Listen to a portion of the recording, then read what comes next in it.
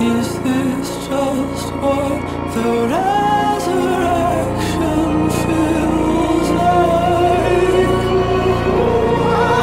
From the other side, from the other side, from the other side.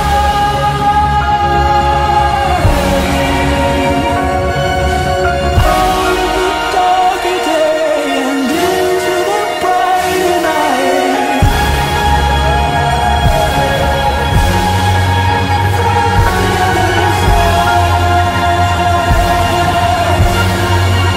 From the other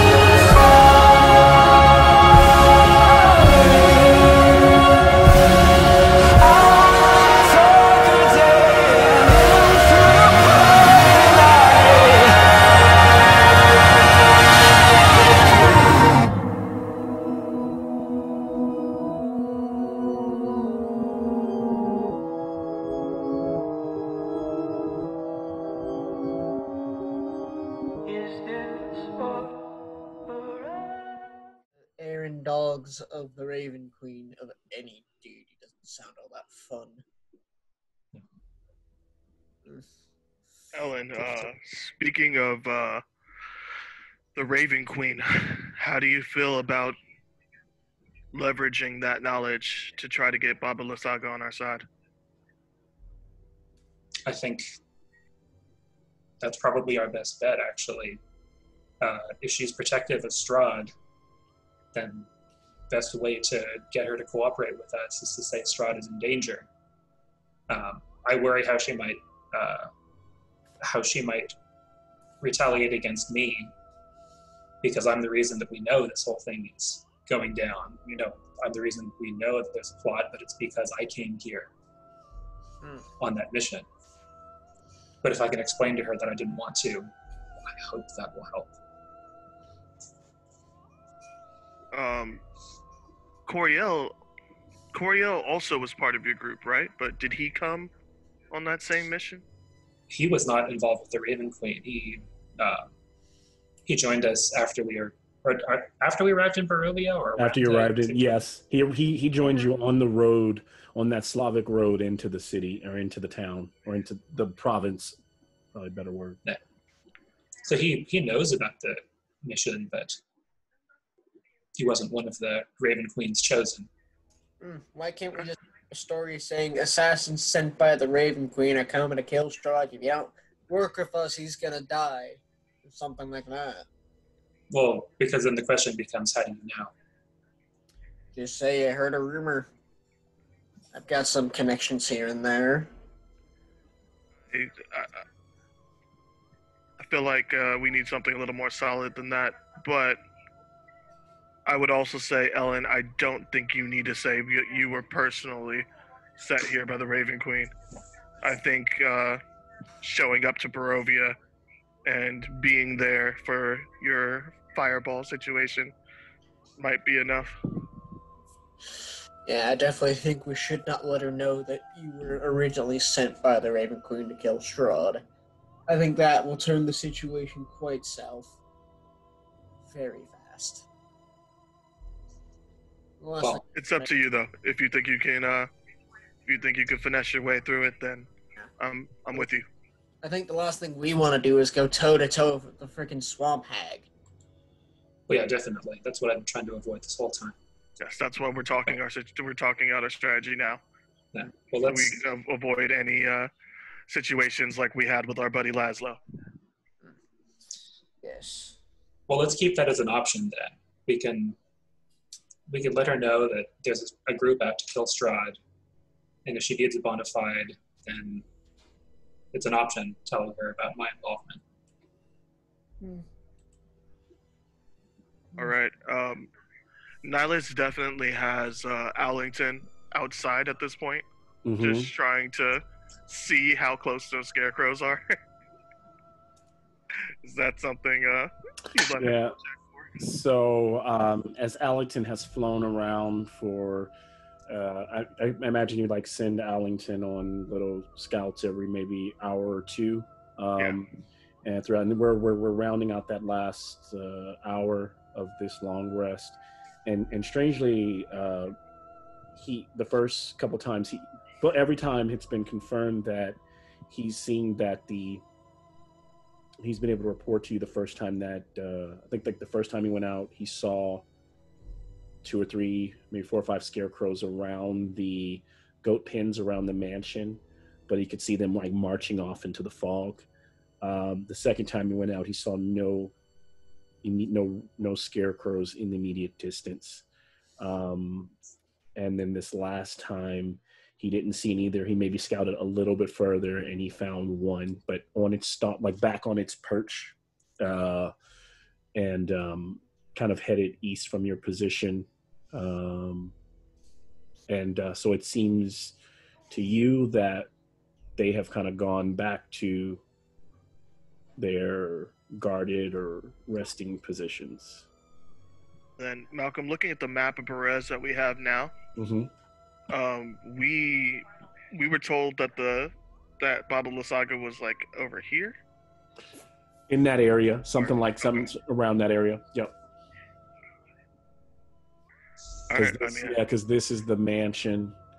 This is the where you guys are at in the graveyard. Another thing that's been very horrible about this rest, even though you guys have been at rest up, it has been annoying, is that every couple of hours, so it's been like it's happened twice so far, you hear Gregory come to and start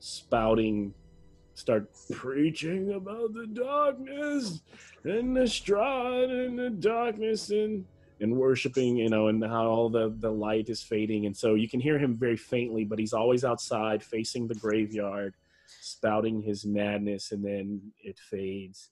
And just about now, right around now, he's starting up again his creepy speeches. So. Ellen, Ida, Coriel, what about these idiots? Should we leave them be? Should we finish them off? Put them out of their misery? And Well, killing them? If anything, how exactly are we going to kill them? Aren't you some sort of priest? Can't you do some sort of holy stuff? I could. I think it's very clear that Strahd wants these men to suffer. True. So maybe it's best to leave them be. Also, on that note, we did deface the monument to Marina.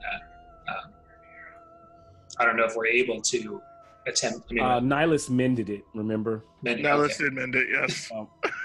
Okay. But I don't remember you guys putting it back in its place, but... Let's, I think maybe we can try to do that on the way out, now that we have some hit points under us.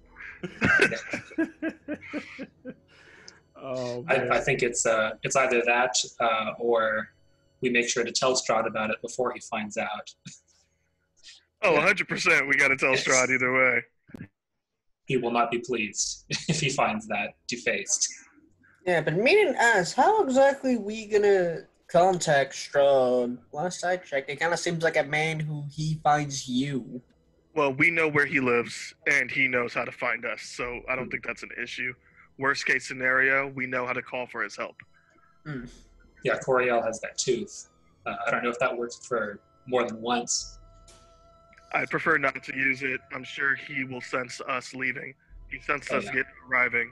I'm sure he'll sense us leaving. But if he doesn't, then we can always head back to Barovia.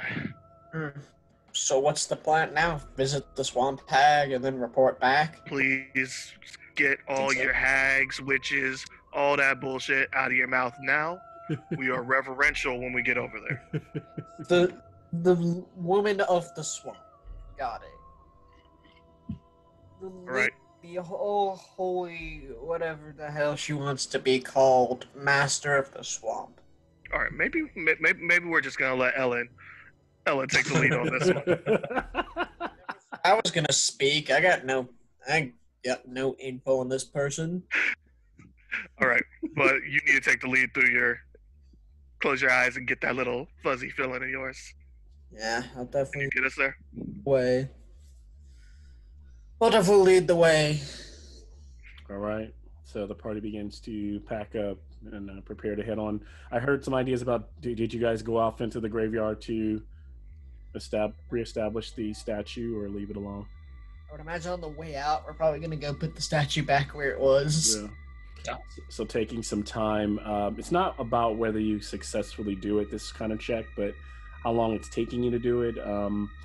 I think it would be an athletics check and I'll give whoever makes the check help at, since everyone's helping, I'll give you a +2. Actually, +3 because Coriel is there. We can't give a +3 to Coriel. Does Coriel have the highest know. strength? I don't know. Mine- What's your strength, Shay? I got +0 to. Yeah, I just have 0.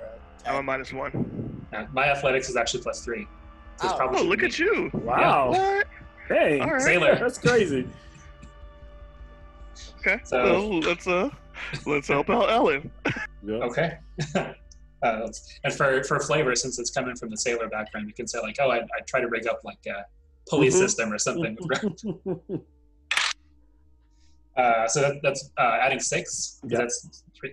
Okay, so that is 18. Nice. And so we just cut to a shot of where the marina statue was, and just like, now he's, and in the background we can hear Gregory talking the darkness, and the statue sits in it.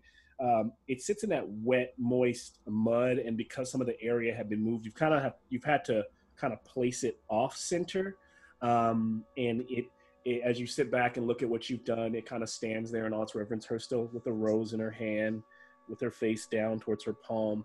She slowly starts to sink, and it kind of like lays at an angle now, not quite erect, but it is up. And you hear and hopefully I'm not calling him Gregory. I think the priest was Gregory without me checking, but he looks over and he's like, "Oh yes, you have erected the statue to the Dark Lord. Good for you. I'm sure he will bless thee greatly. Yeah. Blessings to you. Yeah, blessings to you too. Dark blessings." Yeah. Kind of brushes. Yeah. Huh? And so you kind of tune him out and begin on. At that point, Ada kind of senses and starts to go back into survival, travel, and maybe even Ida's maybe even looking for some of those scarecrow tracks, and the particular area so far. So I actually am going to make this an advantage check. I know you're also already really good at your investigation or your survival. So go ahead and give me survival. Go ahead and give me a survival check. Survival's a dirty 20. All right. And so as Ida guides the group through the fog and through the mist of Berez, give me a second here.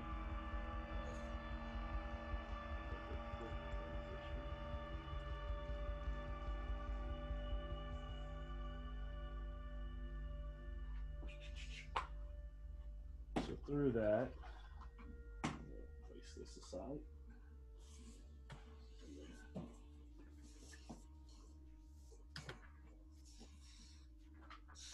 So while I'm doing this, Ada, tell me about what, so far you know the feeling of Berez, so you can feel free to kind of tell me about what you're seeing as you travel, maybe how you're actually, I would say this, the only thing I will add to it is that you are picking up on some of the like 1 or 2 scarecrow tracks, and you are starting to all see every now and then more trash and of old civilization, and you've even found a couple of more weird Blinsky toys, whether you pick them up or not. They're becoming more frequent as well. But if you'd like, Bothers me so much more now. just role play as you guys travel. It's just kind of sensing the energy around the area and just sort of letting it guide her. Mm-hmm. She doesn't really have much of a sense Okay. of the surroundings. She just sort of is kind of being guided per se. So if anything, she's just kind of walking along, noticing. She seems like she's getting closer to somewhere, so she's continuing along the path where it seems like more and more stuff seems to be appearing. Yep. And that's a good sign for her that there's definitely something up here. So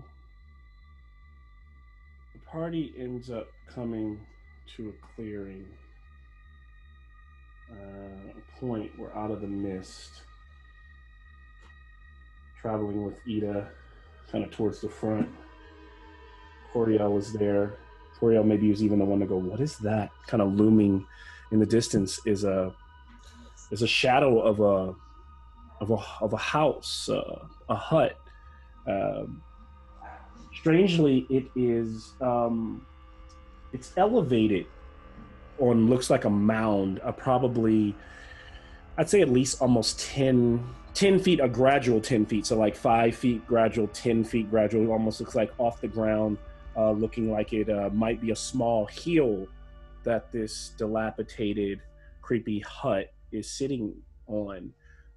Upon further, as your eyes kind of clear and as some of the mist kind of wafts away, you can see though that it's not a mound at all. It's almost more of a tree, the base of a tree, like the roots of like someone built this house on top of maybe a large tree that was cut away. But it almost looks like the roots have collectively clutching and holding the base of this small place.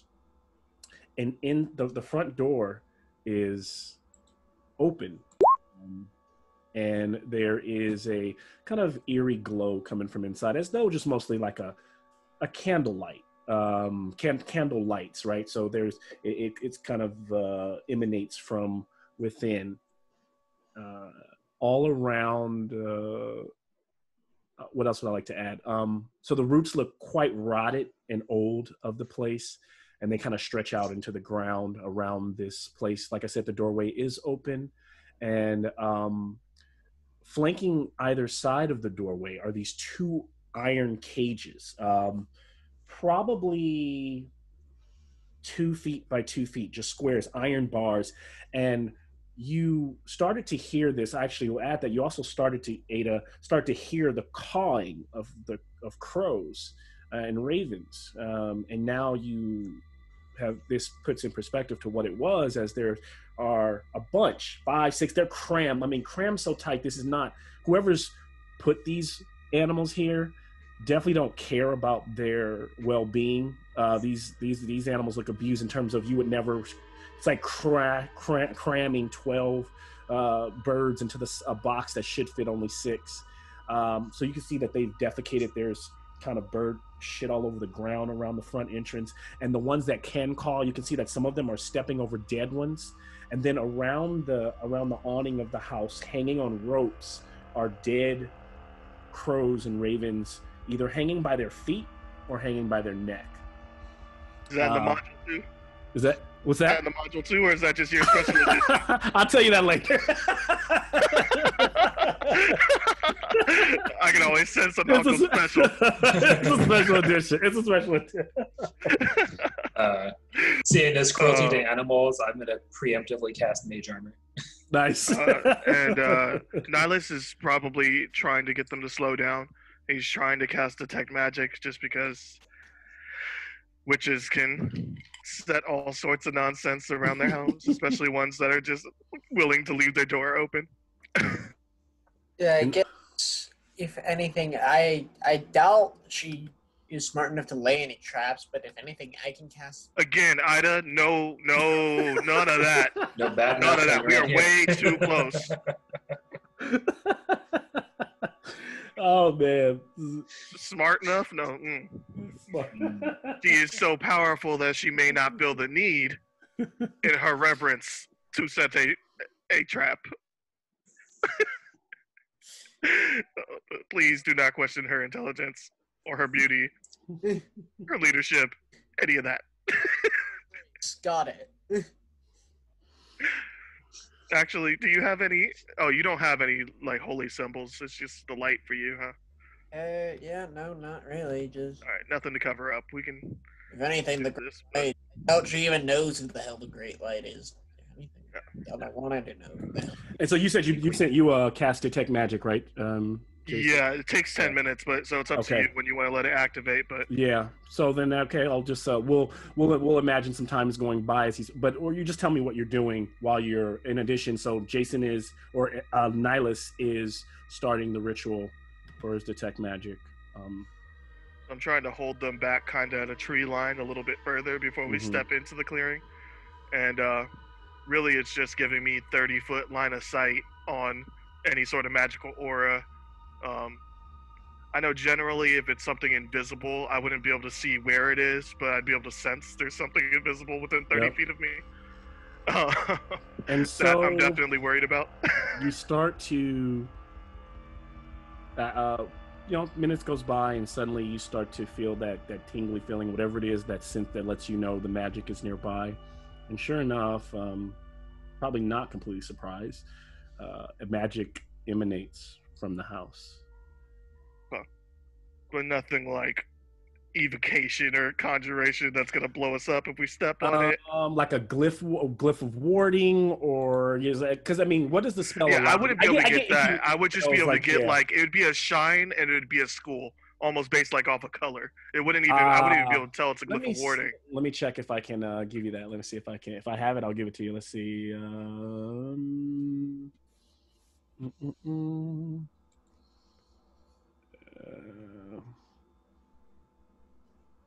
Kind of.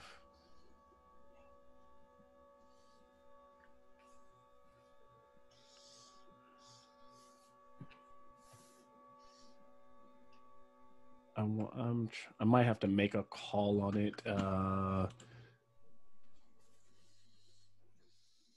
mean, basically, I'm There's, just gonna have us call out without walking past whatever mhm. the first magical thing I see.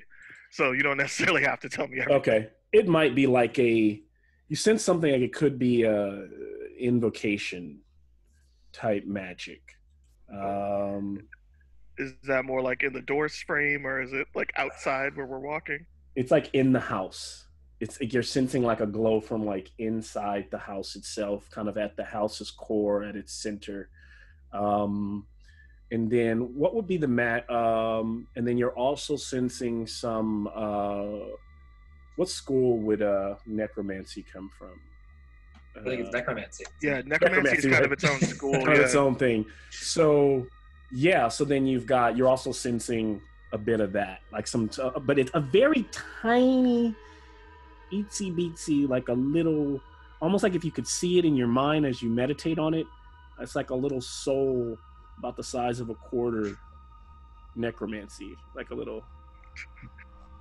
That doesn't make me feel any better. All right, guys. I would say let's step to where we are obviously seen and call out, but we can try. If that doesn't work, we can try walking in. So if you're stepping to that point where I have the miniatures and you guys are about 30 feet, 35 feet from the front door. And what do you call out? Oh, and yours time to shine, man.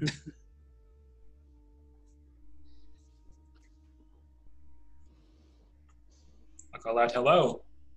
So We've come to talk. So Ellen calls out his hello. And the birds continue to squawk. The dead ones continue to hang. And it's quiet inside. There's a mist rolling around the perimeter of this place. I would almost imagine outside anything out of like 60 feet around the house is just fog. Like you can no longer see into Barovia. The skies overhead are fog. Like, you just have a blanket of fog. You can't even see the nights, like the sky. And nothing calls back. Give me a perception check, Ellen, since you were the one to. That's 9. 9, okay. And so, eerily, no one calls back. No one says anything. The house is quiet. Other than the lighting inside, the front door is open. I will give you this off that 9. Maybe it makes you think about the fact that, home or not, if you lived in a swamp you probably don't expect too many visitors, and so you're probably pretty, it's probably like living in the middle of the country. You leave your door open because you don't expect any visitors or intruders. Especially not when you're hanging crows up by their feet outside. Exactly. Okay. You gotta think this place is so off the beaten path that like the average Barovian Valachian would not come here ever. And probably the only people, you probably just make you think the only people that probably do come here outside of like the darker creatures might be adventurers. Ellen mentioned that her boy's in danger. I got you, yeah. I'm going to get a little bit closer and say, we'd like to come inside and talk. We're here because Strahd may be in danger. We work for him and we want your help.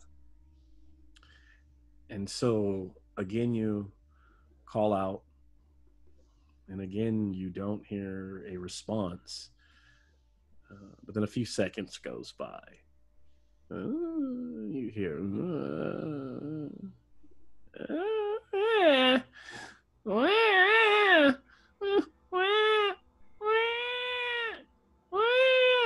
and you would immediately, I guess, believe or understand this to be the sound of a young baby crying from within the house. Almost like you're calling out, maybe woke it up. Huh.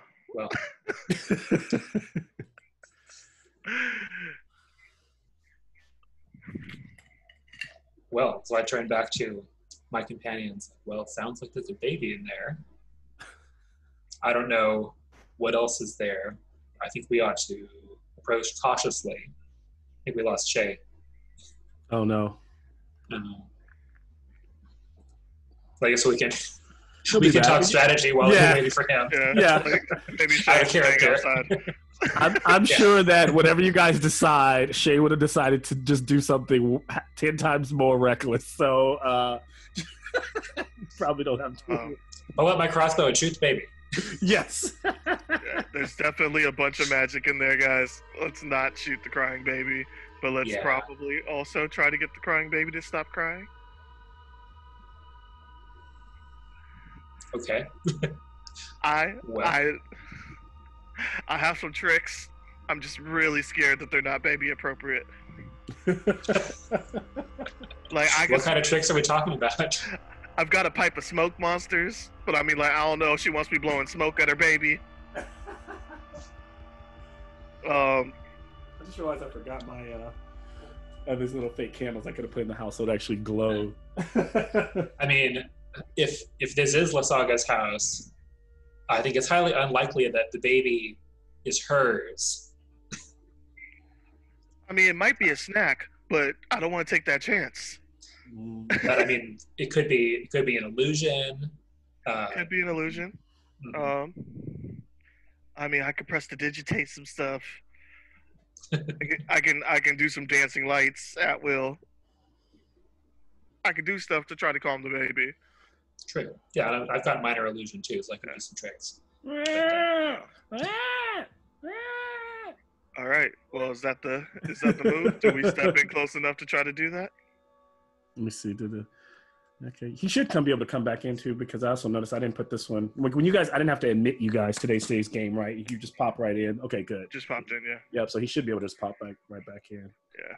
I mean, I got 120 feet on this dancing lights. Oh, you want to do dancing lights? Okay. I'm casting it, but I'm not like sending it anywhere yet. It's just hanging out with us. Okay, so suddenly Nihilus begins to kind of play with these three little lights that dance above you all, kind of as he whips his dark, drowish skin of his hand around. Those lights kind of start to spiral, and just kind of waiting for his command to where he wants to send them. And I will say that BS staff that I asked for way back in the beginning, basically the reason why I wanted it is it lets me have a knife just around that I don't have to like fumble for, because it can float above it. I am taking those off right now. I'm putting them back in my pack. Okay. Putting So the I don't knife. want them. I don't want the knife floating above the staff when Gotcha. I walk in to go see this lady. So just the staff. That's it. No visible weapons. Everything's tucked away. Yep. So Ellen.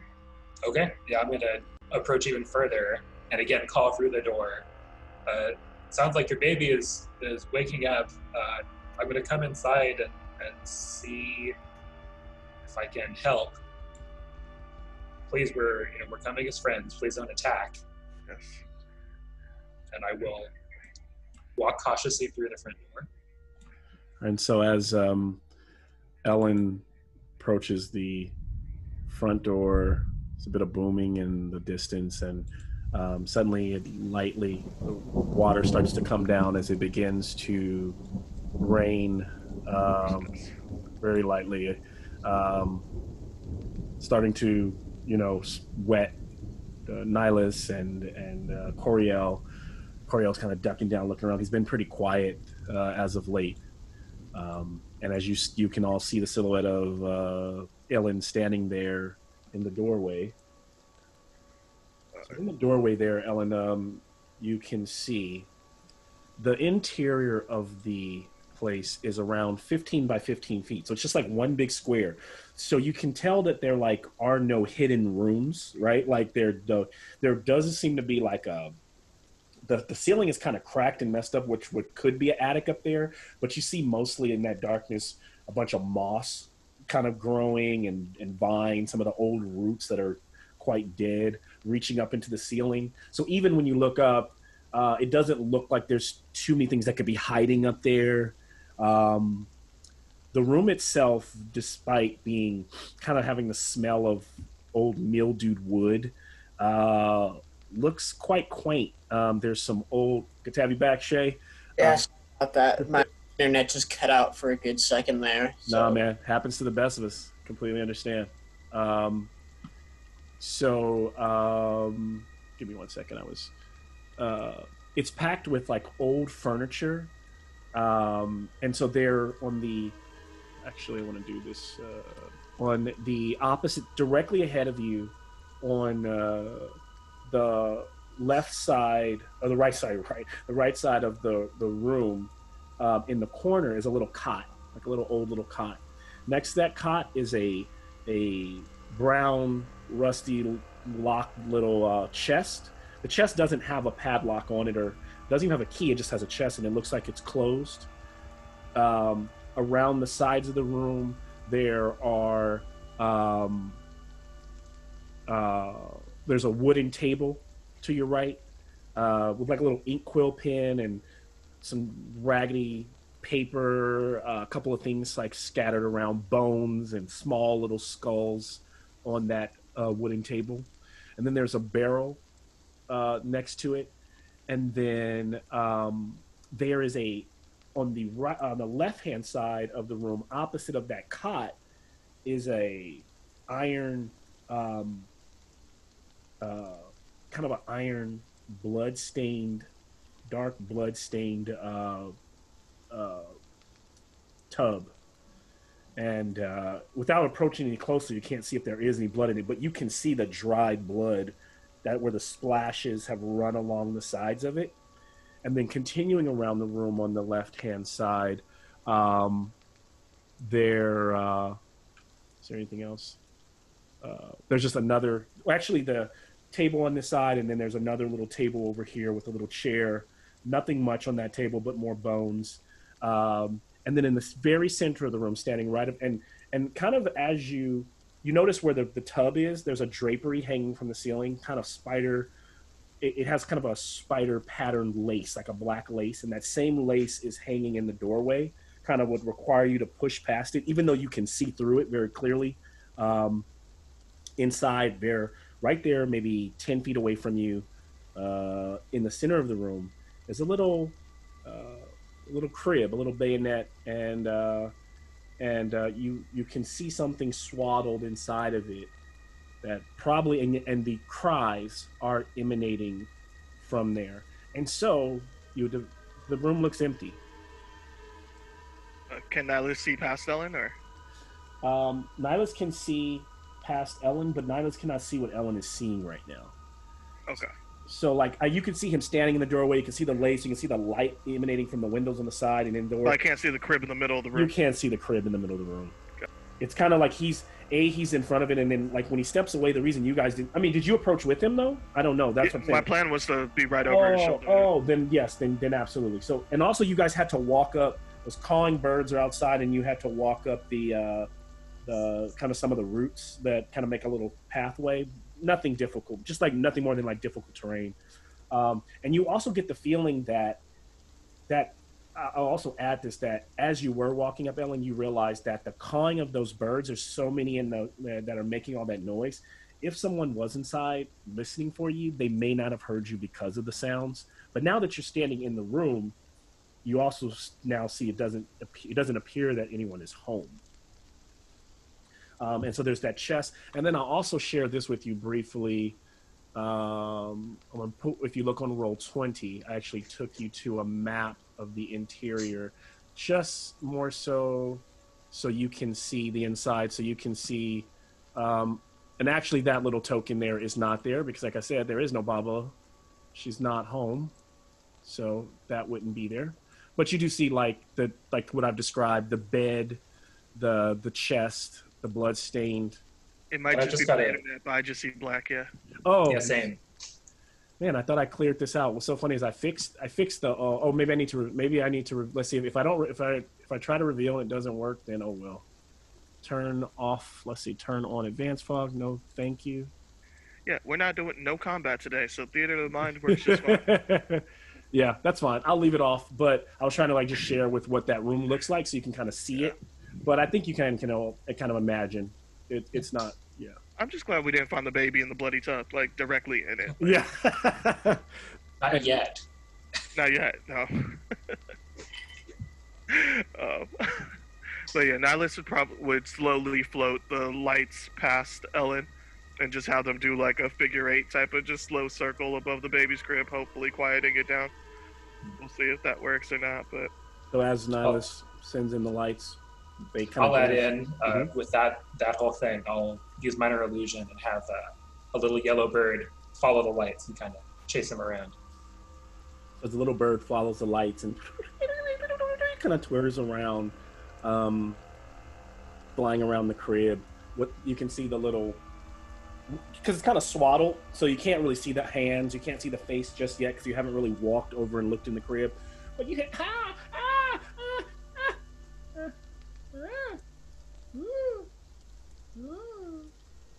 and then it's quiet. You can still see it's moving, so it's nothing creepy. Like it's still alive, but it has quiet down with the dancing lights and the minor illusion. good, that was the goal. Now finding this lady. Any ideas, Ellen?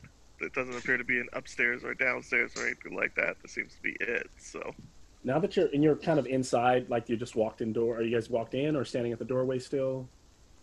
I'm right behind him. Right so behind him. If Ellen's walked in, then I would have stepped through the threshold. But Yeah.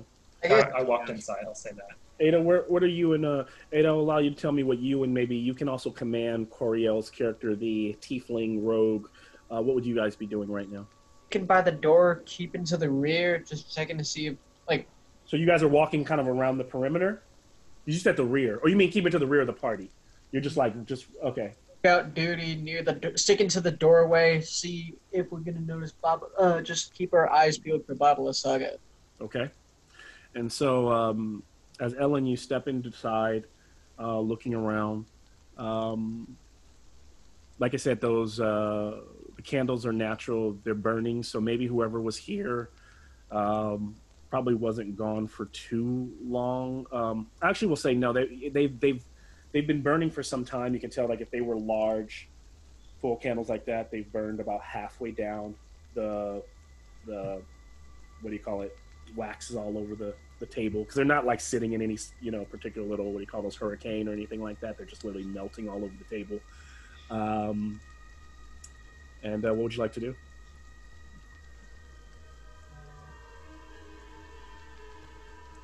Well, It doesn't look like anyone is home. Nihilus, you Wait. casted Detect Magic. Can you give me an Arcana check? And I'll give you advantage Okay. since you had cast Detect Magic. That's 21. Oh, wow. So,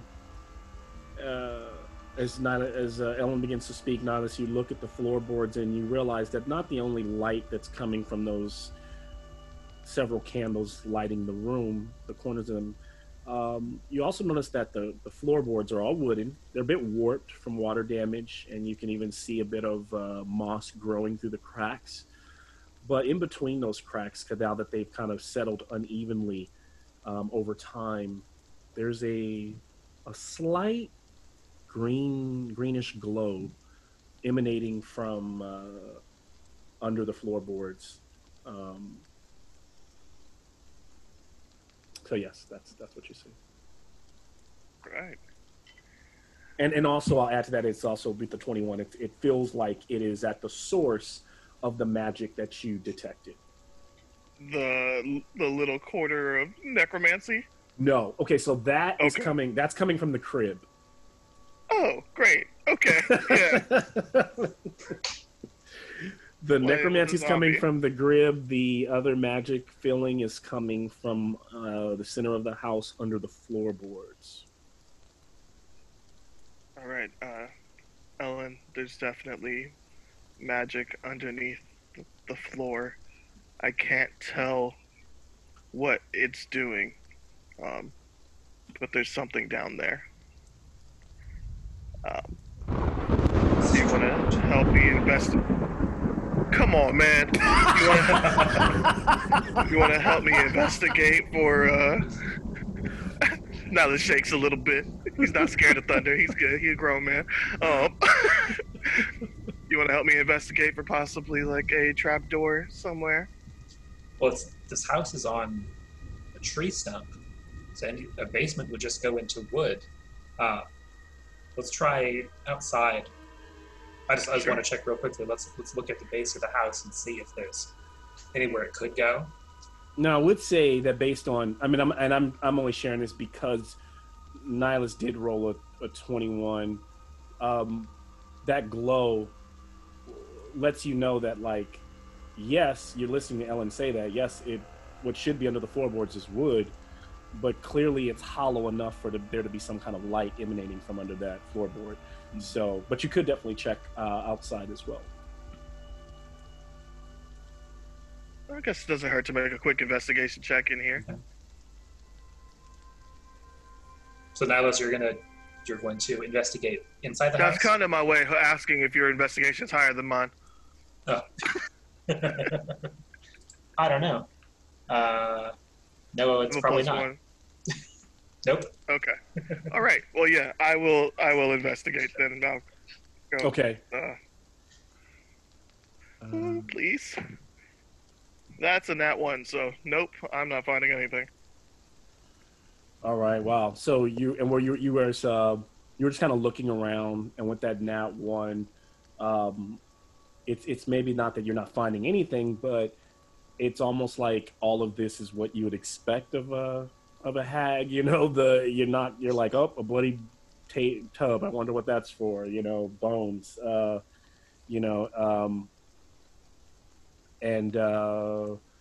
I have gotten that have you advantage guys- with Ellen helping me? Have you guys looked at the baby at all, or are you guys just like going back outside? I'm not looking at the necromancy baby. Unless Okay. you, Ellen, do you want to check out the baby? I was just wanting to make it quiet. That's on you. I think It's quiet. It's just kind of. by the doorway. Well, I mean, I sense something very nasty about the baby. I have not shared that with Ellen. I was about to say, Okay. you told the party yet about necromancy baby? I will. It didn't I will seem go that look at the dangerous. baby. It just scares me. Ellen, you will look at the baby. I will look at the baby. I will say, try not to metagame too much. But I'll figure, it's better not to disturb the baby now that he's quieted down, or he or she is quieted down. Yeah. And so, as Ellen walks over to take a look at the child, it's kind of swaddled, and You can see one of its eyes is like one of the raggedy cloth that it's wrapped in. It's like, who would keep a baby like this? And so you can see that part of its face is looking up at you, a little pale skinned, a little bit of tuft of hair, stringy, and kind of hazily, pretty bright eyes. It almost makes you want to, pull the baby out. Pull the baby out of there. So I don't know. You're looking and you see it kind of moving, swaddled, but it's so swaddled. Like they even have like whoever has this baby has their like half their face covered. Like how can it even breathe? I'm not in the habit of touching other people's babies. Okay. Colonel instincts aren't kicking in, Ellen. Come on now. And so I'm telling you, I'm thinking two things. I know we don't see anybody here, but people can't be in the habit of just leaving babies unattended. And two, there's the candles burn almost all the way down. Candles aren't cheap, and candles can start a fire if they're unattended. I think someone's probably nearby. But that's just my feeling. And Nihilus, you said you sense something So underneath suddenly the floor the there? three little fingers kind of reach up from behind the kind of clawing at, four little fingers clawing, baby fingers clawing at the cover, the rag, and kind of pull Takes a step back. back on it, and the baby's like, eh. And as it pulls it away from his face, you see that the baby has a kind of scar running all the way across his face, all the way around the cheek, and it's like stitching in the old skin. And as its little hand comes out, the little baby arm has a scar, nasty scar at the wrist, stitched. And it's shocking. You literally, like what you just did is like you like touch your mouth, Ellen, and then give me an insight check because you're the one who saw it. Okay. Okay, that's 11. And so immediately you understand that this baby is acting, for all intents and purposes, this is a child. They're acting like a child, moving like a child, but it is undead, and it is made of different babies. Some of the parts are not all from the same creature or the same human. And even as its other little hands, the other hand reaches out like, and then you see that this hand up to the wrist here is a darker skinned, was from a darker skinned baby. So you start to realize like this is an amalgamation of humans that make this undead child. Okay. Well, I'm going to turn to the one who should be the expert in the undead. Ida, you need to take a look at this. It's not pretty, but this baby is some kind of mixture of other. I don't know. You tell me what it is. And Ada, we are asking for an analysis. No banishments. No holy water. Nothing of that. Just take a look. Tell us what's going on. You look. Oh dear God! What is that? Dealt with my fair fancy, but this is something. And despite it being so crudely kind of off-putting that it is dead, I would imagine that to any of you who have any kind of feelings towards children, it's still strangely cute, and you kind of, if you have any type of empathy, it looks like a child, and it seems like it's in, so kind of part of it is like this child is in a terrible situation, but then you have to keep reminding yourself, oh, it's also maybe not a child. You don't really know the story behind it, but that's what you see. Alice's detect magic was enough to keep him any baby paternal instincts. Yeah, that's fine. Eda just sort of comments, this is kind of cute, but I'm not touching this thing. Nihilus, you want to give me an insight check as well? Alice with the insight, of course. That is a big 3. Okay, nice. So you've studied have you've studied you study a lot? So do you know anything about necromancy, your character, without, or would that you just be making that up if you did? Would you, No, my character. I mean, my character doesn't want undeath. He wants to extend life. So Yes. he studied like people who have tried to transition to gods. So he knows a Yeah. little bit about the Raven Queen, but Yeah. this not so much. Okay. So yeah, you don't. But this is probably something Ada has studied. Throwing it out there, according to her backstory. Yeah, Ada. it has definitely dabbled in her fair share. Yes, you did say a necromancy. So Ada, why don't you give me an advantage insight check? Alrighty. She's like, well, I'll take a shot at this. Okay, 21. Nice. And so Ada kind of leans forward, not touching the child, but kind of leans forward, looking in the crib. You look at I imagine there's no trap or anything. So I'm just, saying for fluff wise, you pull back the cloak and you're able to see the entire baby now unwrapped, laying there. It's a little swaddled, like dirty, raggedy. You was probably white at one time. Diaper that's pinned. And as it sits there and cries, it's a nasty, like black belly button where like the veins have stretched around its like bloated, greenish blue stomach. And what you know about necromancy, Ida, is that you can tell that whoever's brought this back to life, they definitely source different children, and it has that magic emanating from it. That energy that Nihilus was sensing at its core is what keeps it kind of running and alive. You know that in some depending on what type of necromancy, some necromancy actually does actually take other people's souls and like install them, or it could be an amalgamation of evil, not meaning that the evil has a personality, but it could just be evil energy that's created to mimic a child. What you're not understanding is whether this is a child spirit or if it's the other, and it's worth disposing. You can't tell. Yeah. But Ada relates that to the group. She's like, okay, all I can really tell is, she just first off comments, okay, are any of you holy men? You're the holy man. What? you're going to be the holy man this entire. You are the cleric. Yeah, I think you're right. Hated by the undead, or like hated other existence, because this thing is an unholy abomination. That I is have my personal feelings, but I can separate business and. okay. Those You ones. really need to know is this thing is an unholy abomination that I can't even tell if this thing is sort of monster acting like a child or Mama! stuck. Nope, that's you. You're, Mama. And he puts his I am hands not out the towards mama Ida. type. He like hits his hands out toward Ida, like babies are like, pick me up. He just kind of winces like, or like, oh.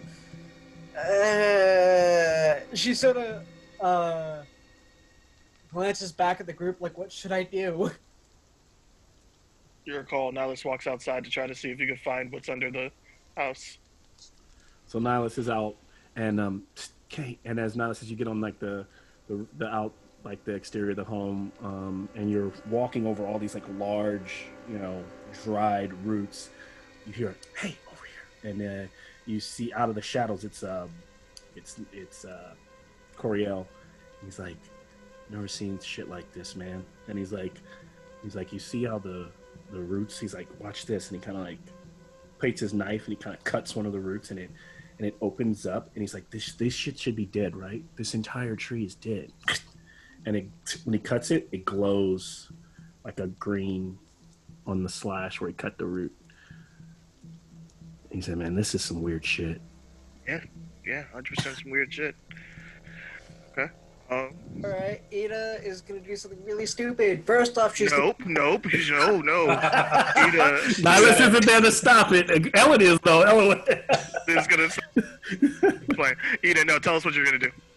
she's gonna pick. First off, she's gonna cast resistance on herself. And Okay. I'm so good. Okay. Resistance keeps what from happening to you again? I can just add. Okay, it says I can touch one willing creature before the spell, and target can add roll a d4 and add the number rolled to one of the saving throws of its choice. Okay.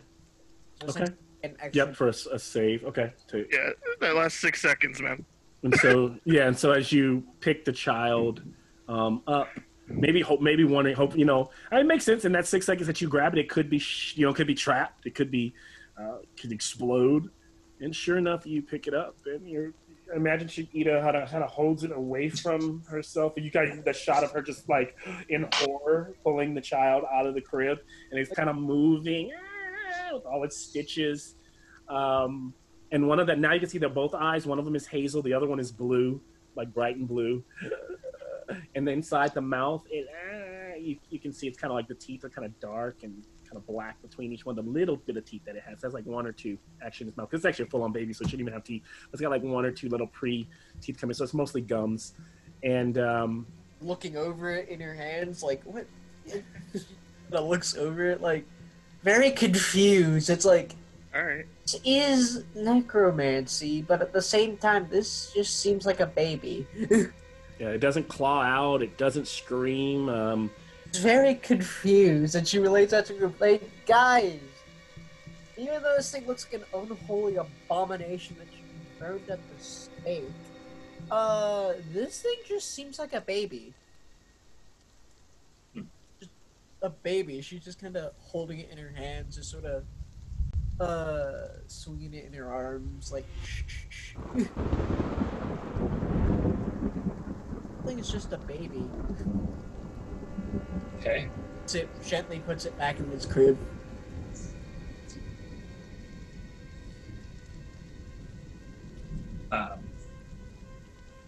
Now not to break into the scene, but did that green glow, before I forget, that green glow, did it remind me of what I saw underneath the house? Yes, it did. Okay. Yeah. I have reservations about searching this house further, because if the owner comes back and sees us rummaging through stuff, it could be bad. I'm going to walk back outside, and also I'm going to see both the Coriel and Nihilus wet from the rain, like, why are you guys all wet? And wave a hand, and around me the rain stops falling because of Storm Sorcerer. Gotcha. So you walk outside. So, and how far can you stop the rain? It's 20 feet.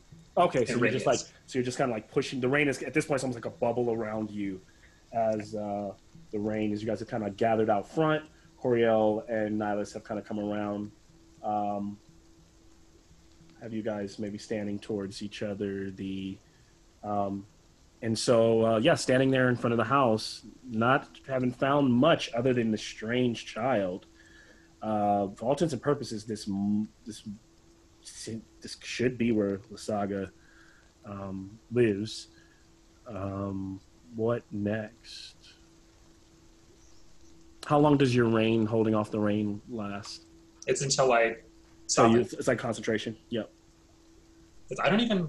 I'd have to look it up. I don't. Yeah, I don't think it's just a an spell. innate ability. Yeah. Ah, okay, Yeah. gotcha. So he can just wherever he goes, it's just no rain. Yeah, Okay. he's got a minor amount of control over the weather. So within 20 feet, though. Yeah, Okay, just within 20 feet. got it. So almost like, yes, it's not even a bubble. It's literally just like an opening in the sky where like everything around you all has just stopped. So it's still raining kind of off around you, but not over that 20 feet that you guys are huddled in. Nothing is happening. It just sort of relates to the group what she found. So, like, as far as I can tell, I picked up the baby, and as far as I can tell, that thing's just a baby. Okay, yeah. No matter what, we're not doing anything with the baby. Leave the baby alone. Agreed, but if you're worried about it doing some weird, funky stuff, it may look interesting to say the least. But it's, for all intents and purposes, it's a baby. All right. Did you So, find out yeah. anything about the roots? Coriel is like, and as he's saying this, Coriel has kind of marched back up, and he's kind of looking around the indoor. He's like, God, I'm so sick of all this. We're not, because this is where I'll stand. Like, you guys are kind of on some of the roofs. He's like, we're not taking anything. He's like, how long have I been out here? I haven't got any goddamn treasure. There's been nothing here for me. He's just like, and he's kind of like yelling into the rain.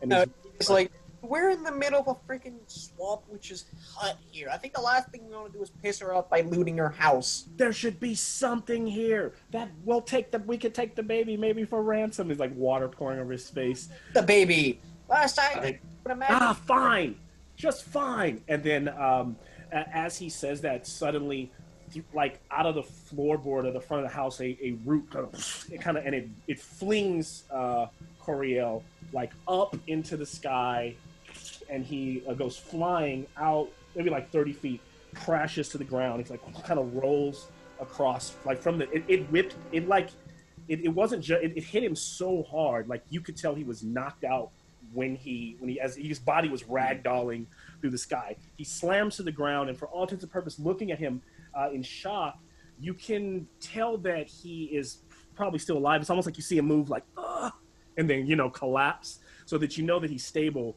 but he's out of any fight that he has.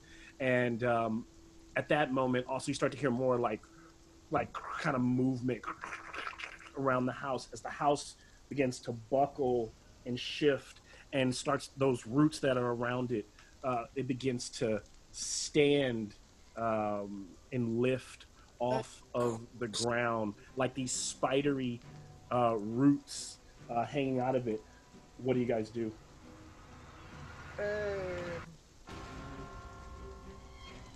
So is this house literally sort of walking away from us? No, it's literally it's like beginning to stand up. Oh. Regardless of what you do, roll for initiative, even if you're fleeing.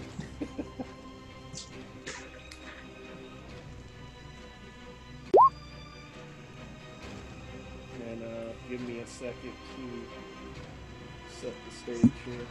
I guess set the stage so I can actually have a character token to...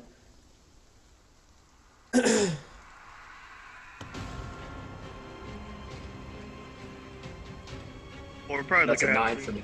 Yeah. Say again? Well, he was mentioning a character token, but we're probably looking at Zoom, not at Roll20. Yeah, okay.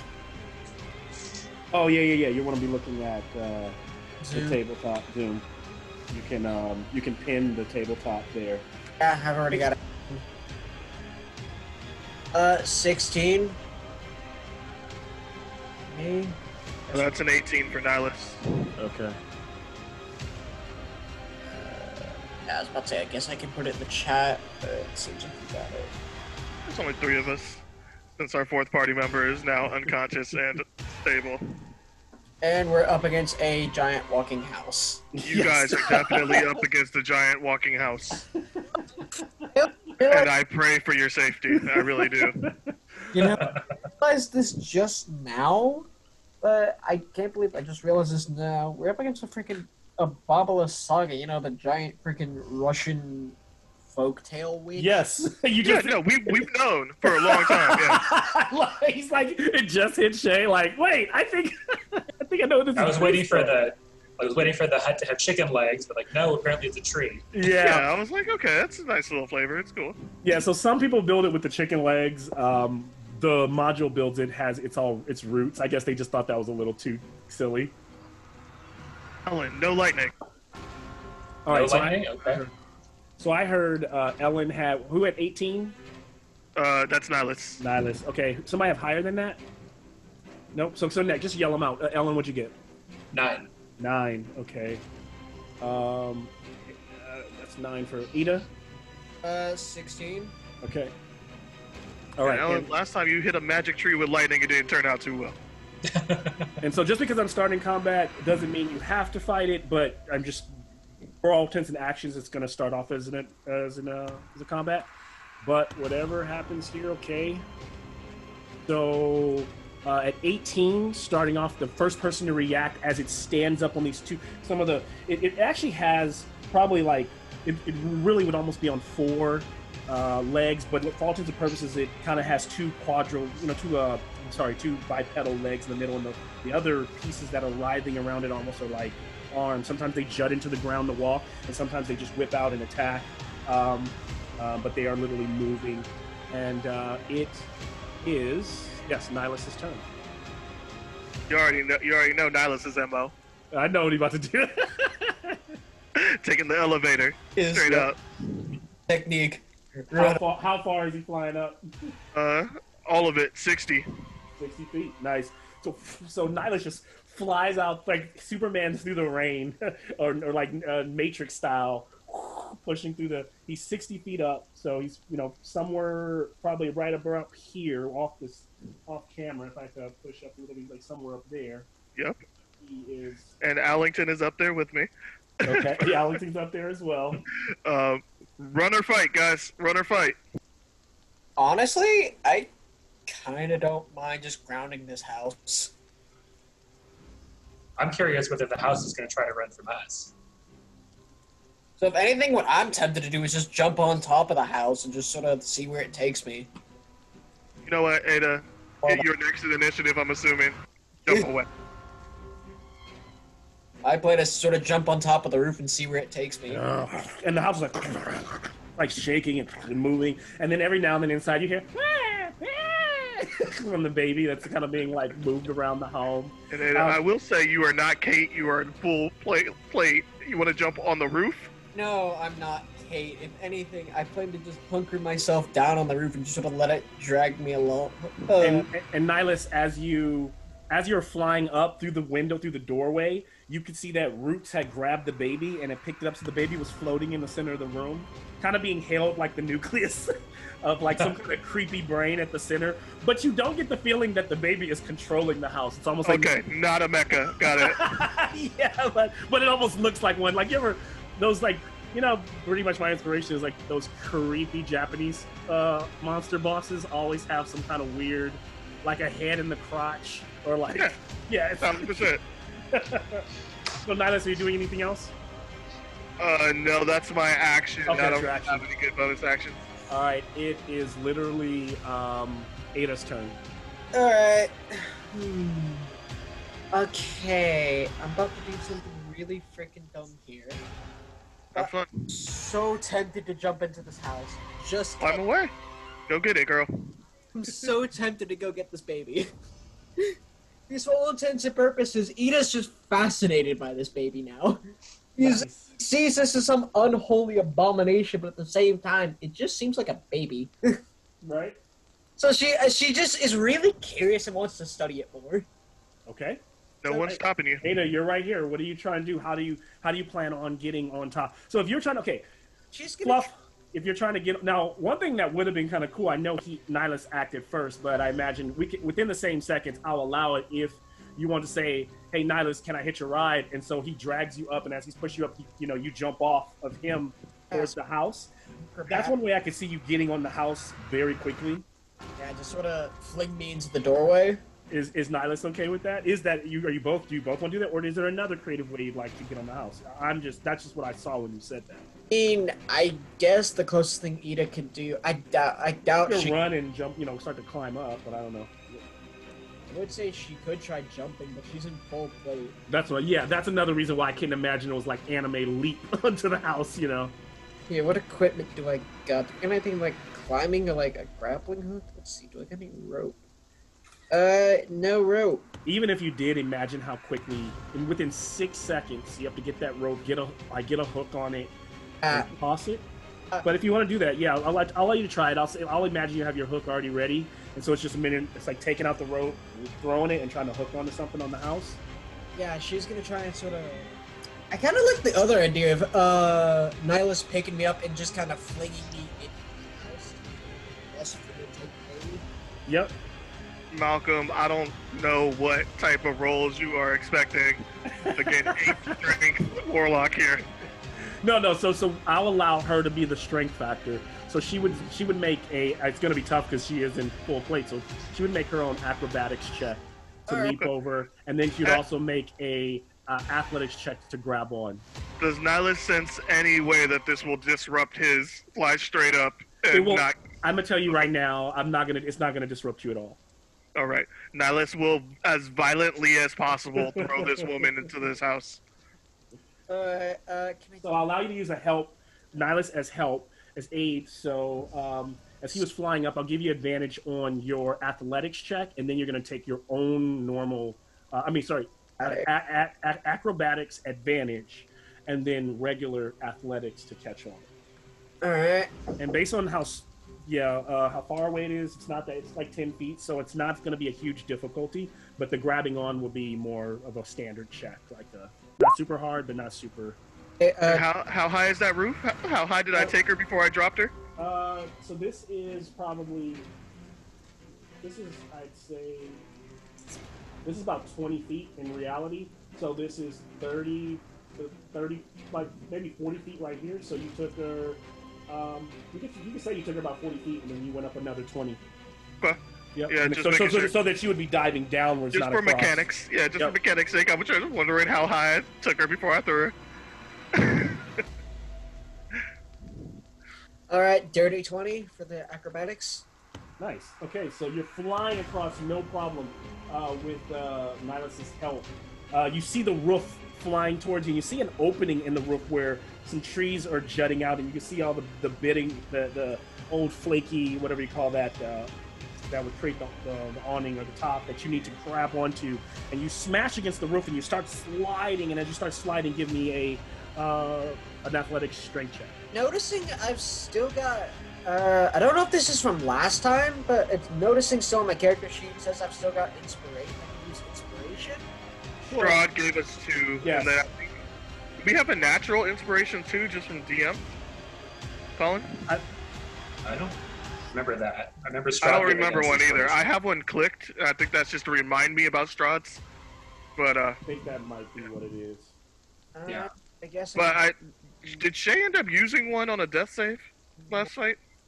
No, I've still got it labeled. I think you did use an We inspiration. had 2. on a death save. We had 2, Shay. Oh, okay. If I remember correctly, you have 1 left if you want to use it. Why not? I've got nothing better to do. Let's use it. Advantage on the athletics. Uh-huh. All right. I would imagine she's just gonna kind of bust through and just sort of. Oh, come on, 14. Okay, that's still good enough. And so she ends up slamming in and grabbing onto the roof of the house. And so now she, Is gonna try. Yeah, good thing you used that advantage. That was a nat 1. Climb into the house at this okay, point. well now at this point you've done a lot on your turn, so you can climb in next turn, sure enough. But right now you're just on the side of the house there. Now I will, unless you're attacking the house, doing something really quick. I think you've done enough like jumping and movement for your. Let's see, what bonus actions do I get? Yeah, you can do a bonus action, and that's about it. Got Healing Word, you got Shield of Faith. Yeah. Yeah, I've also got spiritual weapons, so I guess. Who are you attacking? Are you trying to kill the baby? Oh no, I. Well, the house. In all fairness, the house can be attacked. It can't. I'm sure it can be. Yeah. I would.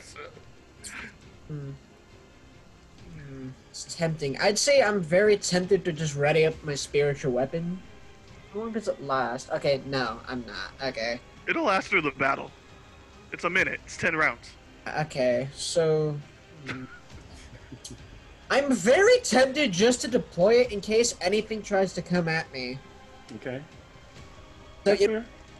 why not? She's just gonna deploy her spiritual weapon and do nothing with it. Okay, so what does it look like again? Is it a sword, axe? What is it? Great axe. Just sort of. Great axe. So I- this Yeah. right. Axe. We'll just use that as it for right now. The other flying light, and I'll put a token on the board if I need to use that for something else. I'm just gonna say she's just gonna cast it and have it ready up. Okay, so it's like floating like right above you, but it doesn't attack. It doesn't do anything, and the rain kind of patters off of the magic as it floats there. And then we move to who's next in the cycle. So at that moment, off to the side here, out of the woods, Ellen, you look over and you start to see something shambling off over here, coming out of the distance. And Nihilus, looking down over the whole situation, you can see on either side 2 scarecrows kind of shambling forward out of the fog of Berez. And then it is Ellen's turn. Okay.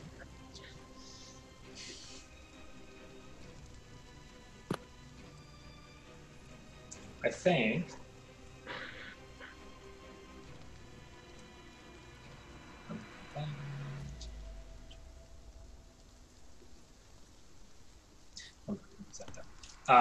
I am going to take the page out of Nihilus's book and cast Fly to make sure I can keep up with this thing. All right. Let's do it. Yeah. How far are you I'm gonna flying up? survive now. I like it. I'm not going to go as high up as Nihilus. We'll say actually probably around where that actually pictures me, so like maybe 20 feet. 20 feet? All right. And I'm going to mark, and what I love about these little things, I can mark Nihilus is at 60, or mine myself, and then you are at about 20. Oh, that's really cool. Yeah. I Yeah. like that. All right, sweet. And then are you doing anything else? Does that take your full action? That's an action, yeah. Okay. So you come flying up and lifting off the ground. And from that, it's at that, height, Ellen, that you're kind of, you can see Nihilus is hovering above you. There's a bit of kind of crashing of more lightning kind of rolling.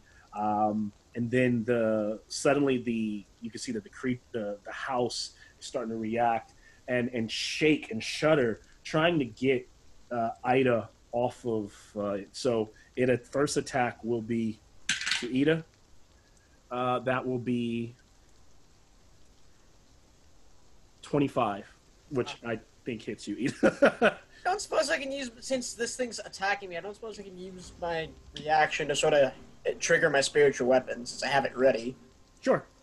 Alright, sweet. But you still get hit. But yes, you can trigger to hit it. So I'll let your spiritual weapon go first, and then I'll deal damage to you. She's gonna use her spiritual weapon. Since this thing's made an attack on her, her spiritual weapon moves. Okay. And then I'd also want to make a strength check for this strike. Okay. And I would like you to also, after this, give me Alright, just 7 force. 7 force. Uh-huh. Okay, 7 force damage. The creature takes that.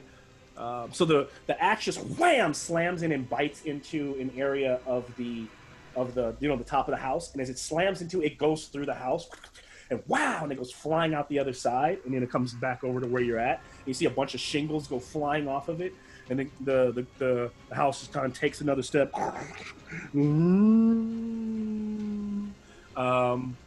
7 damage, 7 force. Alright, what do I need to stay on? Okay, yeah, so now you need to stay on, you need to beat, kind of like I rolled a strength check. It didn't roll very high, so you just need to beat my strength check with your own strength to not fly off. Saving throw? Yeah, we'll do a strength saving throw. Go by me. On dice. 10. Oh, you just missed it. So you hear just, it kind of smashes, like one of the limbs reaches around and slaps the side of the house, dragging, and as it rakes across the side of the home, it drops Ida 10 feet, slams on the ground. With the fall, too, that's going to be... Ida, you take 39 damage. 30? Mother of Christ! So Ida's lying in the mud, reaching for her back, heavy in the armor. The next strike weeps up towards Nihilus in the sky. Nihilus feels like he's safe. He's and then as it reaches forward, he realizes it's closer. It has 60-foot reach, and it goes to strike him. I know, right? Wow. Okay. 20 is a hit. Yeah, it's. I kept my Damage. concentration.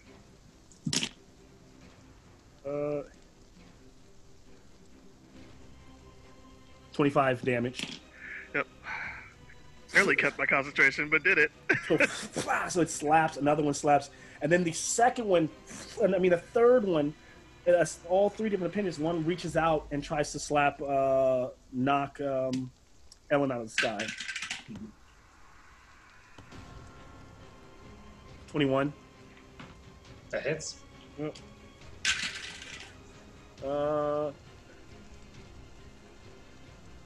35 damage. Okay. And then remind me what I do with a How much was the damage? concentration. 35. So you have to beat half that with the Constitution saving throw. Yeah, so I lose concentration. Away from this house now. So it swats Ellen, and he's like, oh! And he kind of flying away, taking that 20-foot fall, taking another 5 damage as he slams against the ground. Shit, I guess I shouldn't have made a assumption. I rolled a 22, and I was like, oh, I'll definitely miss save, but you hit him for 40 damage darn there. Like, I almost missed that. At that point, another 2 scarecrows. You see one shuffling out of towards behind, and another one moving in from this direction. Remember how we agreed this wasn't going to be a combat day, just light? We real did. slow? And so this one kind of grabs, and it starts. It kind of drops down on its knees, and with it has like pikey, instead of fingers, it's like this scarecrow almost has whatever appendage was put in it, and so it just has like a forked, what do you call those, like a rake, and then for one of the hands, and it just starts stabbing at Coriel's body, and it kind of like the first one stabs him, and he kind of and he wakes up, and it's like in his leg, in the back of his leg, and you hear him scream. We go back to the top of the round, and it's Nihilus' turn. All right. Actually, nope, it's not. What? Who moves before me? Yep. The house? 2 more scarecrows shamble out of the forest, and then it's Nihilus' turn. So they're just like, All right. Nihilus is going to fly. Golly, it's a straight line.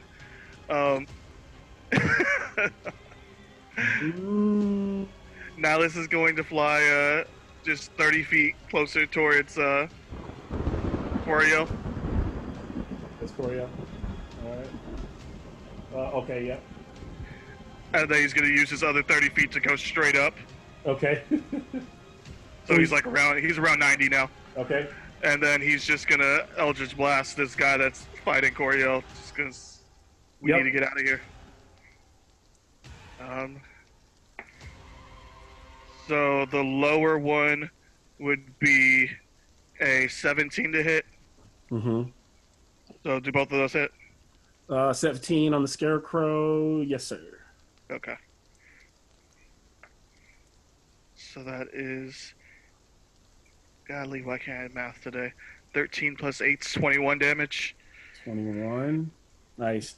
So you see a bunch of pieces fly off of the crow, blast it in the chest, and you punch a hole in it, and a bunch of like crow feathers go flying out. It staggers forward, like almost like zombie. Little red eyes kind of flicker and look up towards you, and then it kind of turns back towards Coriel, and it's still alive. But it looks badly. It's almost like another hit of that, and it would probably just topple over. Okay. Yeah, we need to move, fellas. Agreed. Ada, you're on the ground, prone. What do you want to do? Oh god, I'm prone? Yep. Yeah, you fell off a roof. Fell off. Yeah. Yes, okay. So I got half, so I gotta waste half my movement in order to get up? Yeah, stand up. Yeah, it raked you across the roof, like, threw you on the ground. So she's gonna now just cast a level 3 healing, level 3 cure wounds on her, because she is almost dead. She's gonna first off get up and then cast healing word on her, cure wounds on her. Okay. God, seriously? 13 plus 5. So, yeah, that's technically 18 healing. Mother of Christ, I thought that would heal me for more. Why is it coming forward? What happened there? I meant to move the house on my turn. I never That's moved. cheating. I only moved 30 feet. It stayed still.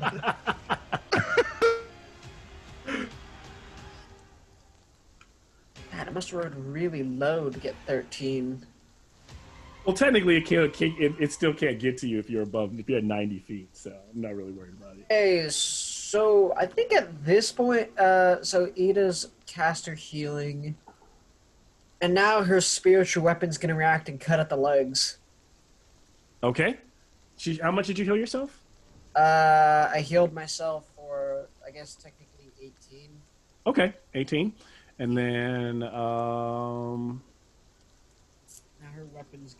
her spiritual weapons. And first off, she's gonna move back with the extra 10 feet she's got.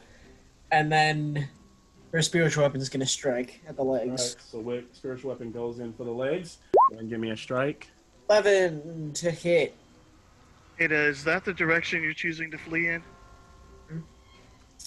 I Okay. guess she'd. No, now let's keep an eye on you if you go that way. Just know that we're Yeah. probably going okay. this way. Yeah. I would imagine she's probably just gonna jump back out of the way of the house and try and make her way over to the party. I'm assuming we're just all within opportunity range because it's like 60 feet. Does the house have an opportunity attack range? That's actually a really good. I was really scared to move away, but you didn't say anything, so I was like, oh, okay, I guess he's not going to do it like that. But Well, so wait. Does opportunity attack actually work like that? Where as long as you're within the range, the reach, or I thought you would have to be in base-to-base contact with it. So as long as you're within the reach, then it can strike when you move. Well, technically you have to move outside of the reach of its weapon. So for Oh, normally, like, that if you have a reach changes. weapon, That you have to changes. move past 10 feet past it in order to get it. I probably should have took an opportunity attack on my way out. Yeah. All right. But Ada should also be too close to take one Too because close. it's still within 60 feet. Got But it. it's So up to you. I don't know how you want to rule it. So yeah, so when you move out of it, so you moved out of it. Yeah, everybody within 60 feet is still within like kind of the range. That's good to know now because I've been playing it as like you had to be within base-to-base contact, and that makes Yeah, I know you haven't played those rules like that, which is why I kind of took the chance instead of disengaging. All I right, just here's what I'll do. like, let me shoot at this dude. I But always appreciate that you're honest, and so because you're honest, I'm gonna give him a disadvantage strike. I'm just gonna roll. still won't hit me. Yeah, it's still gonna hit you. I was hoping to roll a 1. Damage on the way out, but you still held it up. So as long as you don't go down, you'll still be in the sky. I'll probably die. 29 damage. Yeah, I'm down. I'm going to die and then take another live death save when I hit the ground. So But these, God, let's get wiped out by a house. no, I'm not gonna count the ground as hitting you as an auto. Is that what you're saying? Yeah. No, I'm not gonna count that. I won't count Okay. the ground. I'll count all the damage from being swapped to hitting the ground, all one damage. So like that's what I did for Colin. So I rolled an extra. So you'd have taken 29, 28 more damage as you slammed against the ground, and then you went unconscious. Okay. Yeah. All right. I was at 26, and you hit me for 29 plus 28. Actually, I mean, you were really honest. Like, I actually might not even do that to you. No, do it. I was just saying that was like huge hit for us. You at level 6, I'm like, holy hell. This house is crazy. Yeah, dude, So- you fucking one-shotted me. Ada, I was just double checking it wasn't going to insta kill me. Yeah, no, I don't think it's gonna insta kill you. I definitely looked at that. Ada, what are you doing? Oh, you're attacking the legs again, right? Or you're moving. And 11 to hit. And there's okay, 11 to hit. That will in terms on the house. That come on, house. 11 will not hit. So you're hitting. You're watching your thing slash on the legs. So you see some of that green light pouring out of it, and you realize there's nothing you can do. Now, one thing, Ida, give me an advantage insight check. God damn, this house hurts. Being a cleric, I'm gonna I'd like you to give me that. House, stop attacking me! 320 again. Okay, and so as you're looking at the house and through the doorway where you can see the silhouette of the baby floating around, you can see that the house is glowing bright green and indoors. The candles have, flickered out, and you imagine that whatever's under those floorboards is the source of the house's strength. So you kind of had the right idea when you were trying to climb inside. You just didn't make it indoors. Is there anything else you'd like to do with your turn before we move on? I can't. I've already moved. Yes. My spiritual weapons missed. I can't do anything else. So suddenly that's when one of the scarecrows moves in behind. She's kind of so busy with the house. It moves into range and strikes.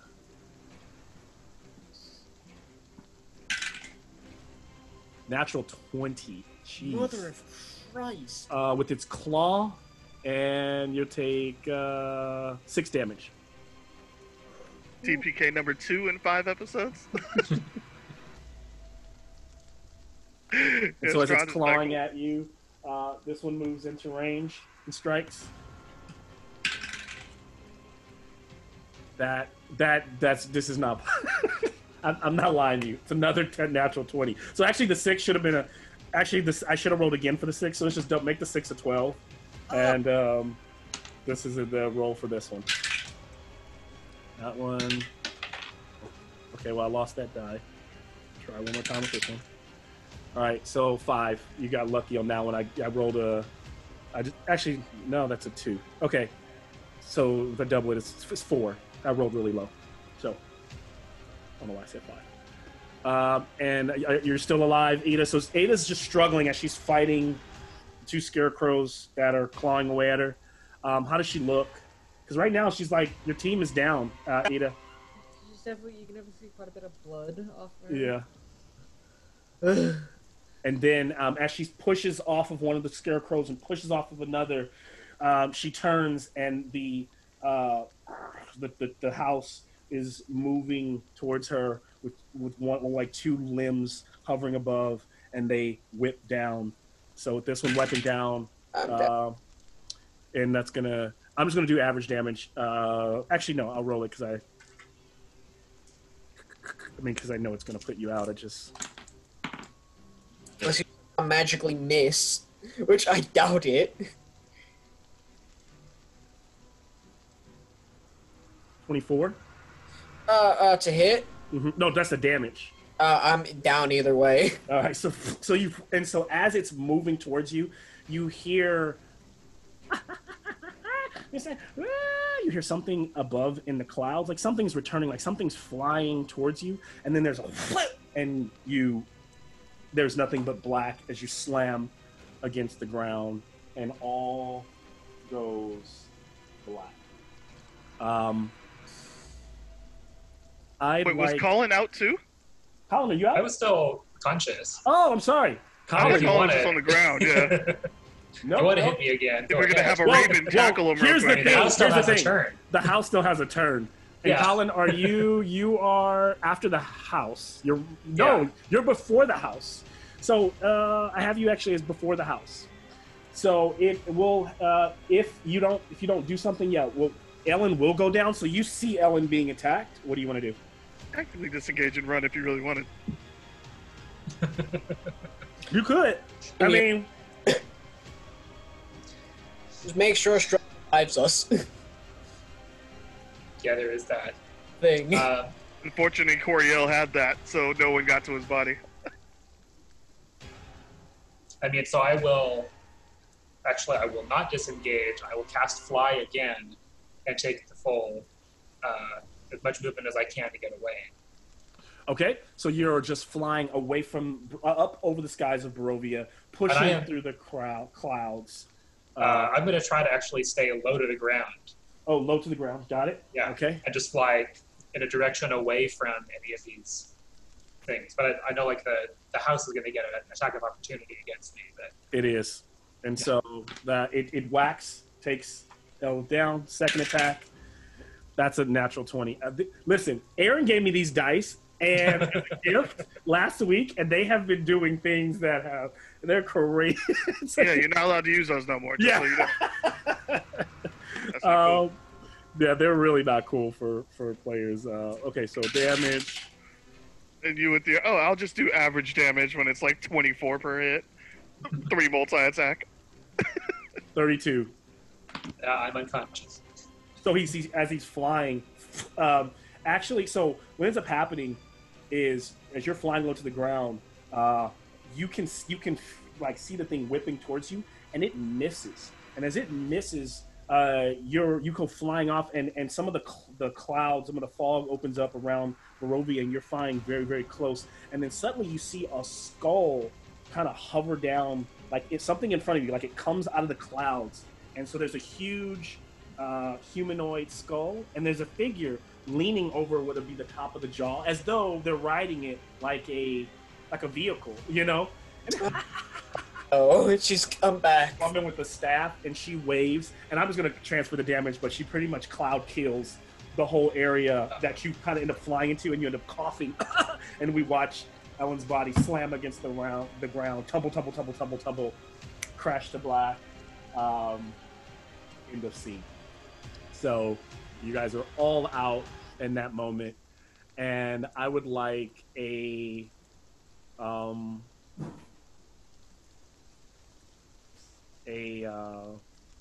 what's like mental? Let me get a. I guess let me get a Wisdom save? let me get a wisdom. Let me get a wisdom save from everyone. Advantage! Yes! Thank you, Clistars. Help me, 18. That's a 5. All right. I don't know what it fully is. I'm pretty sure it's not a modifier. Oh no, I get a +3, so that's a 16. I'm muted, probably. Nope.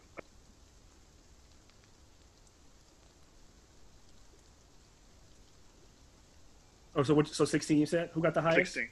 I got Shay did. Shay. 18. All right, and so Shay, we're gonna take a 5-minute commercial break, and when we come back, you are going to share a dream that you are having or a place that you are at. But imagine it as a dream sequence, and I want to just like hear it, good or bad. It could be a nightmare, it could be a good thing, but you kind of have to share in sequence at least. It can't just be I'm dreaming about flowers. Like it should be something happens in there. Something happens in this dream, and you're just going to share with the party. But until then, that gives you some time to think about it. Get some refill your drinks. But yes, you guys were TPK'd there. Never thought we'd be wiped out by a house. The house had help. God damn. It was my fault. Sorry, guys. I was kind of curious to see if I actually got in, if it would have been safer inside. Probably not, but you never know. I mean, you had the right idea. If we were going to take it down, we had to take it down from inside downstairs. Ida, you definitely had the right idea. Like in terms of actually causing more damage to it from inside than outside. Yeah. But flip side of that, you had the wrong idea because the right idea was to leave. Yes, that was. And I know that's what you tried to do, but there were already some things that you had already done that weren't going to stop it from waking up any longer. That had already been tampered with. You mean all the stuff that you had Coriel do? No, I had Coriel do that to add some flavor and some fluff to what was He already. was the one who cut up the tree. He threatened it. That triggered all this? I mean, it basically the trees, the alarm system is just stepping inside the front door. just being there. It's just like the minute like somebody crossed the threshold and was inside her house, it was like it was going to happen. Conveniently, Baba Lysaga's not there. And only when she sees her house just wrecking a bunch of adventurers does she come back. But I did think that it was possible that with all your flight that you guys might get out of range of it quick enough. But yeah. I mean, if I was able to take down the one scarecrow, there was a chance that I could have swooped Coriel and just left. But we would have to leave Shay. There was no safe. Yeah, Shay. you'd have to like it was one of those like somebody's got to be sacrificed. 1,000%. As soon as she said she wanted to jump on the house, I was like, okay, that's her choice. Yeah. Now, no way Ida's getting out of there. She has a movement speed of 20. No way. No. She's not Kate, who's got like a movement speed of 50. And also, I'll say for everybody, also in addition, you guys can. It's going to be primarily Ida's moment, but I'd like all of you also to have a dream ready, and when we get back, to be prepared to roll death saves. Back to back to back. And with that, I'll be right back. Got it. Well, there goes my healer. Yeah. It's a death save, man. You have like a 60% chance of surviving. Hopefully. And again, knowing how shitty Roll20 dies are, I don't really think I want to use beyond. Dude, you are the highest Roll20 die roller of all time. I don't know why you're out here talking about that. You rolled over 20 like 6 times today on Roll20. And this was a bad day for you. I guess. I mean, do you generally roll better with your physical die? Yeah. Honestly, I'd have to see, but I definitely noticed typically Roll20 likes to roll low. Okay. So your physical die must be magical. I mean, I've only played with you a couple times in person. When it happened, there were definitely some nat ones on your on your physical die too. Either way, I'm screwed. I clearly remember you trying to like hop over the party to get into a position to attack somebody with Kate, rolling that one, just biting it. I was just like, I don't know what to do anymore. You jumped to just outside of my healing range. Yeah. I was like, all right, well, we'll pick her up on the way out. But this should be cool. Colin, is this what you were expecting, sir? I don't think he's here at the moment. Colin I left. was away from the computer for a sec. Got it. Yeah, this is not what I was expecting.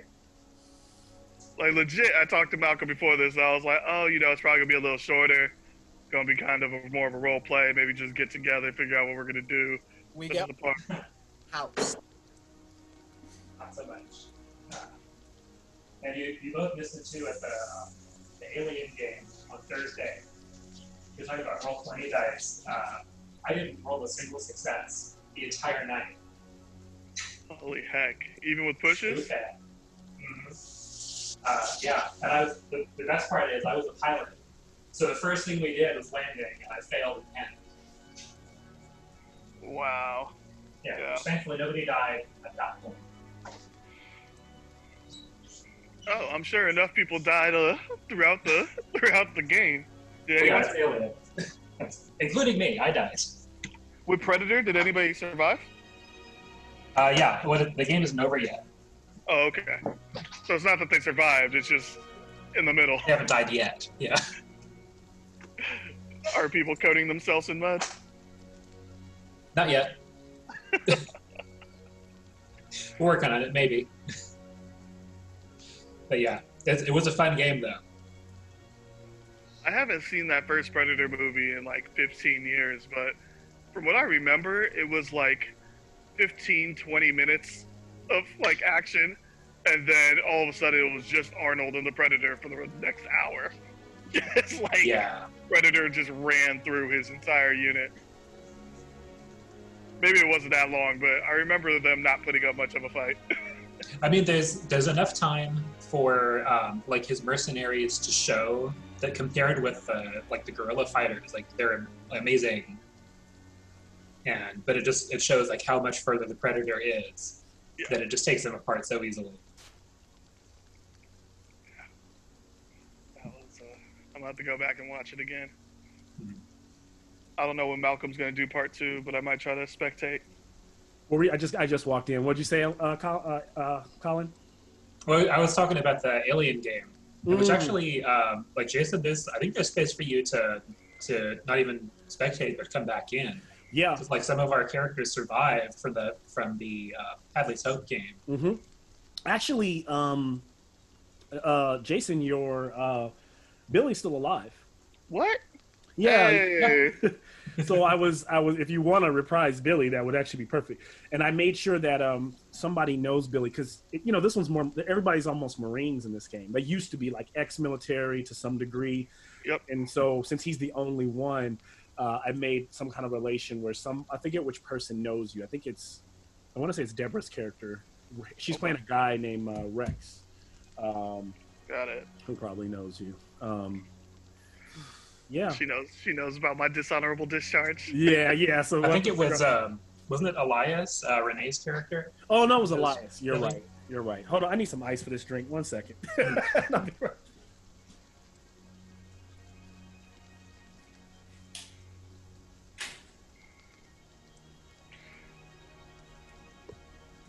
Not gonna lie, even though there is a 60% chance of succeeding death saving throws, I've only done it 3 times, and I've never actually succeeded in it. Just saying, if Ida gets up first, I can give you lot advantage on death saving throws. I don't think we're gonna be in a situation like that. I think if you get up, you're getting up in the middle of a of a fight. They're gonna take you right back down. Hopefully not. If anything, I'm hoping to be tied up. That's my. Yeah, I mean, I just think it's probably gonna be an unconscious, like all of us just on our own type of thing. I'm really hoping like we're just captured, not surrounded by a pack of angry wolves or something. Oh, I mean, no, she's definitely not just gonna kill us outright. At the very least, she's gonna bake us into something. Like, Delightful. there'll be an epilogue to this episode. So, Trees.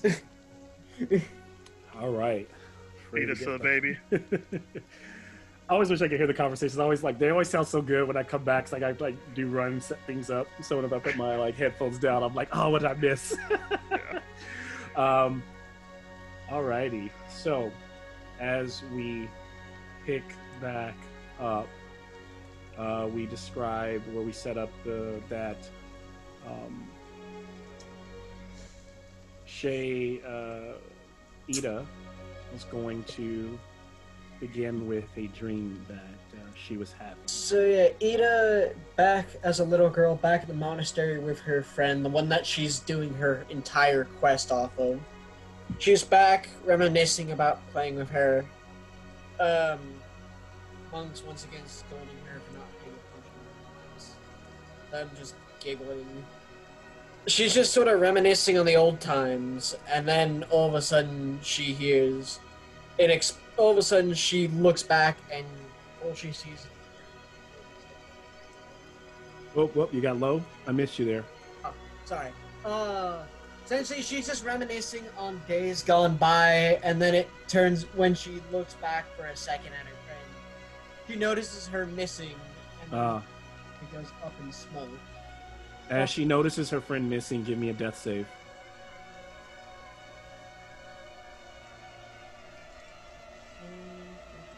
Just a D10. I mean, it's just D20. 10 or up. Okay, yeah, 1 success. All right. So yeah, And she's so, coming for her friend, looking around, very panicked. Oh God, what's happened? What's happened? What's happened? She finally stumbles upon her friend. After a couple of minutes looking around, flames die down. She finally finds her friend, but not as she once was, just nothing more than a burnt corpse. And then the body just crumbles to ash right in front of her eyes. in that pain of watching and seeing that, she makes another death save. What did you get on the first one? 12. 12. So kind of breathing hard. She sees her friend kind of crumbling into ash. She makes another death save. Alright. 17. All right. So she's kind of fighting through. What do you do? So after the ash crumbles, you said you're in a. Where are you at? You're in a. She's in her the monastery. And where's the monastery situated? I would imagine it's like in a little small town in Eberron. Is it in one of the? So it's a small town, so it's not like in a spire. It's just like ground, like a kind of what kind of environment? Tropical. I would imagine like mountain area, mountain town. So, she looks. At that moment, the monastery, the windows, or wherever the main door is, there's light kind of pouring in from outside, and she can see that all of the landscape around her, the beautiful mountain area, is now the mountainscape of Barovia, and there is a dark fog, a mist moving over the land at a rapid pace, kind of rushing towards your monastery. And all you wanted was life to bring this friend back. Give me one more death save, or I mean, continue to give me another death save. If you can get this one, then this will be your last one. Okay, wow, okay. 13! So, the mist rolls and pushes up against the mountain, rolls around the monastery, and you can, from every window or every pillar, wherever, however it's built, all you can see is that mist. But somewhere out there in the mist, you can hear your friend's name calling, saying, "I'm still here. There's still hope." And then all is quiet. Then we move to Nihilus. And your dreams. Actually, before you start yours, Nihilus, I'd like you to give me 2 death saves. 2 death saves. Yep. Let me ask you this, sir. Mhm. Dark One's own luck. Can I use it? What does it do? So once per long rest, my patron can give me a D10 to a death save or a saving throw that I think is too low. I know it's kind of cheating on death saves because I know the DC. That's why I don't know if I can use it or not.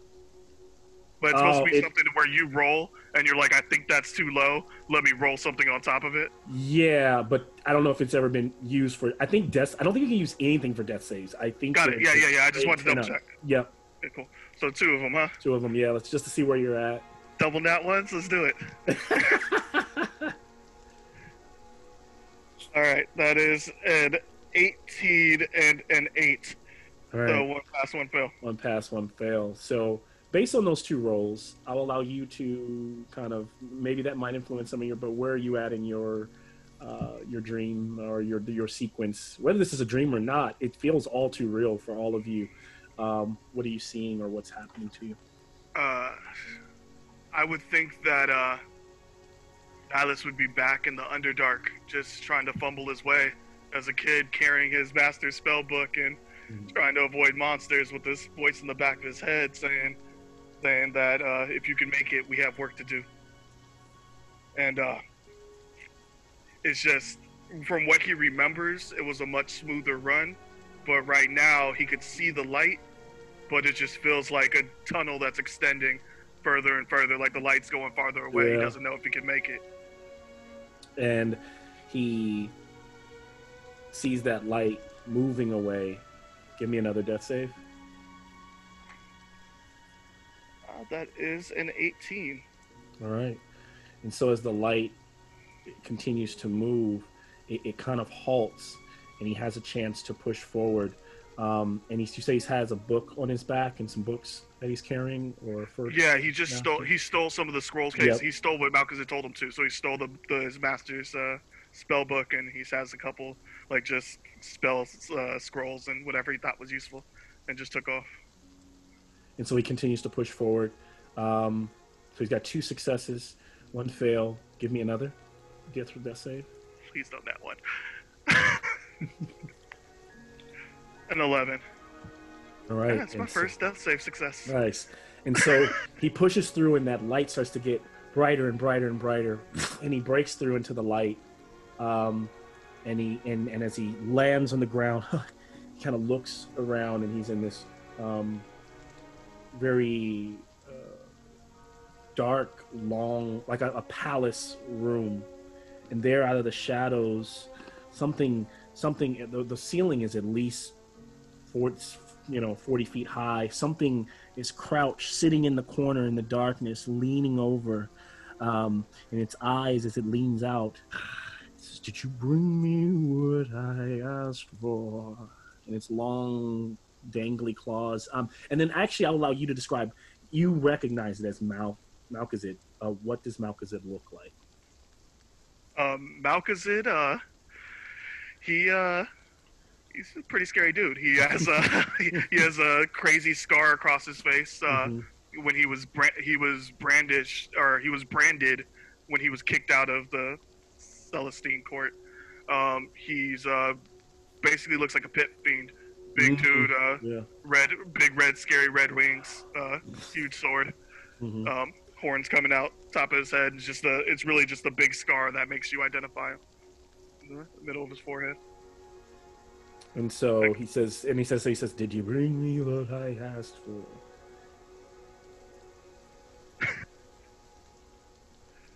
I need more time. Do not disappoint me.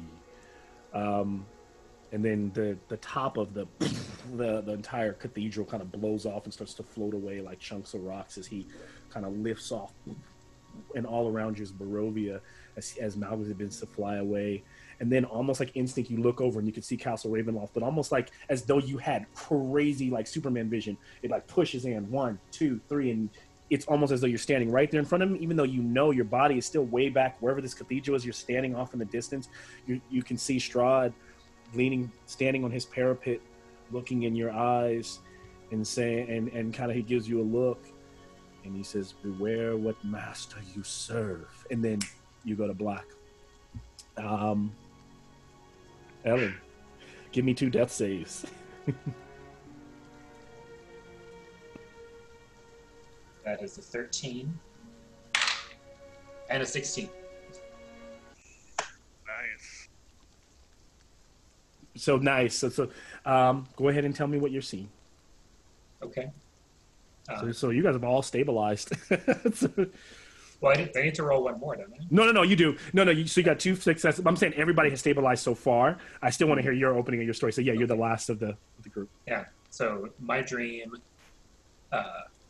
it's kind of a time from the good old days in the Adventurers Guild, when it's just like a time when we're around a campfire.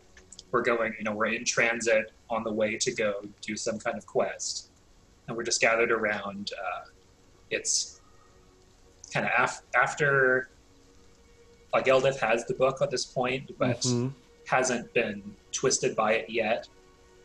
So she's just kind of like, she's maybe like looking through the book in the background, like Tav is pouring out drinks and like passing them around, and like Bavo is telling a story, and we're just kind of sitting around a campfire shooting the shit.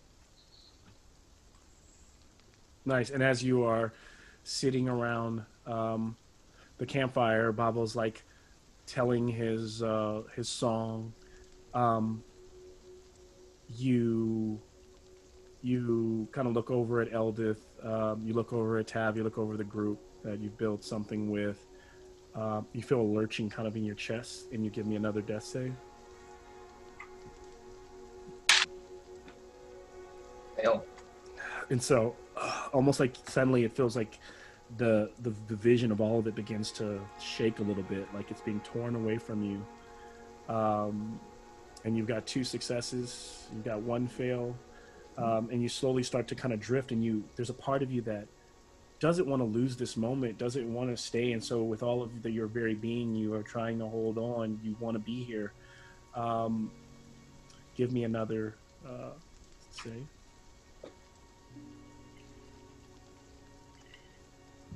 That's another failure. Oh, so this can't be real. This is not good, and Bavo kind of looks over and goes, "Erlen, are you okay?" And then as you pan, you notice that Einar's playing this really weird song, and he's singing this song, and he says, and he looks at you and he goes, "Only fools come here. Only fools come here. Only fools come." Make another death save.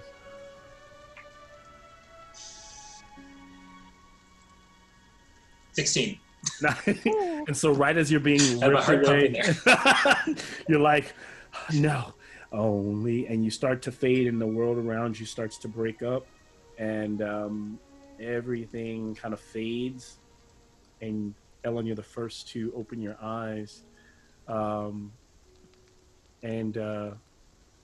as you look, you realize the area is all too familiar.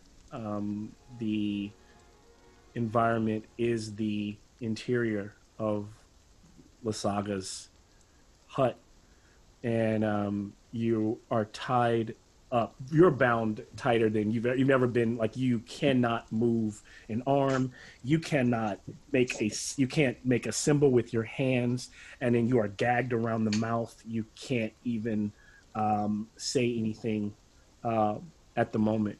And so, just looking around, you hear someone going, "Only fools come here. Only fools come here." And as you look around the room, the floorboards are still kind of glowing. Beside you, you see Nihilus, who's slowly waking up, and beside him, Ida is slowly coming to, all tied up and all kind of like tied and linked and hung from your feet barely touch the floor, right? And you're all like wrapped around in heavy ropes, and you're hanging. And over in that corner, right, you're on that left side of the wall, and right there in the corner on your left side, there is that tub. The tub is now full of blood, and this old woman is bathing in it. And if you see the picture of the tabletop right there, if I was to close you see this woman before you, kind of bathing in this blood. And to even share a more full picture of her, it would be this one right here. Can everybody see that? Yeah. Yeah. So Unfortunately. she kind of like steps out of her bath, and you for a momentarily see a bloody, decrepit old woman. She's completely nude. Her chest has kind of drooped down, like, sagged over the years over her stomach. And as quickly as she gets out, she takes a black shawl, like dark green shawl, and the blood is like dripping off her, and she wraps it around her, cloaking herself the way you see her in the picture, so that she is no longer sharing her most private areas. And you see her hair is kind of done up in these long white I forget what you even call those, but like almost like cones. They almost look like her hair's done up in horns. Very similar, even if you look at the drawing, very similar to if you've ever seen Bram Stoker's Dracula, the way Dracula would wear his white hair into these horns wrapped to the top, but hers goes straight up. She has an elegance to the way she moves, and she doesn't look like the average hag with a bulging eye and a bunch of warts, but she is kind of old. But she carries herself not like an old hag, and she looks quite intelligent. Her two long braided, columns of hair draped down. And the horror, when you look next to the tub on the side of the wall, you see that Coriel's body is like crossed across the wall, and he's been cut down the center and flayed open. Blood has splashed on either sides, and you realize she bathed in Coriel's blood. And for all intents and purposes, he is no more.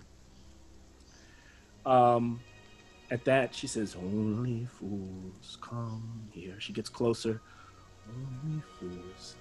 She goes, "Are you fools to come here? We'll find out. Don't try any funny business." She goes down the list of you, and she slowly, with a flick of her finger, you feel her. She like slashes the ropes around your mouths. She says, "Speak, but speak very slowly." And then she kind of makes a movement with her hands, like if you do anything crazy, her hands spark as though like the magic is just ready to like rage off of her fingertips at any given moment. Her like claws. "Who are you, and why have you come here? Tell me now." And now we open up the episode. Open up this second part of our story with you guys bound, no longer gagged, and are able to talk to Lysaga. Not what I had in mind, Malcolm.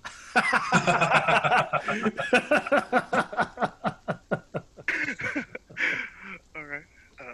Nihilus is trying to turn his head enough to look over at Ellen, hoping that he'll speak. We come in service of Strahd. We know of a danger to him, and he gave us a mission, and we're seeking your help in order to protect him. She kind of turns and looks. You are helping Strahd? You're helping my young baby boy? And she rocks the little crib. You're helping my little baby boy, my little Strahd. She pulls the baby out, like holds him, and then she kind of wraps him in like little swaddling clothes, and she has him in one hand. And you get the feeling that she, in some weird way, refers to this baby as her beloved, her young baby boy. My little Strahd, you're going to help him? And she takes a little bit of blood from the bath, and she like lets it drip into his mouth. And he goes, yes, there's more where that came from. She starts to feed the baby some blood, and the baby's kind of like sucks on her fingertips, as disgusting as that is. And she goes, this is my boy. Both small, but somewhere else he is also big. I protect him in both states. How are you here to protect him? We're not sure yet, and that's part of why we come to you. We know there's a group of adventurers in Barovia who were sent by the Raven Queen to destroy him. There's always a group. Wait. A group of adventurers has been sent by the Raven Queen? By the Raven Queen, yes. She's angry with me. Yes, she is. Judging by your decorations, you don't seem to like her very much. And all the crows are you're calling outside. And she like the cages are starting to shake. She goes, she knocks a bunch of bows with cages. She says, that sound out there, music to Lysaga's ears. The crows crying. They cry because I'm winning the war. And she still has a bit of blood that's starting to dry and kind of cake on her. She takes part of her cloth and wipes her face clean. She walks outside and says, you hear that? You're losing. You're losing. And then she pretty much casts with a flick of her hand, and she lights both of the cages on fire, and you can hear the ravens burning and cawing and screaming, and the screams slowly die, and she kind of walks back into the room.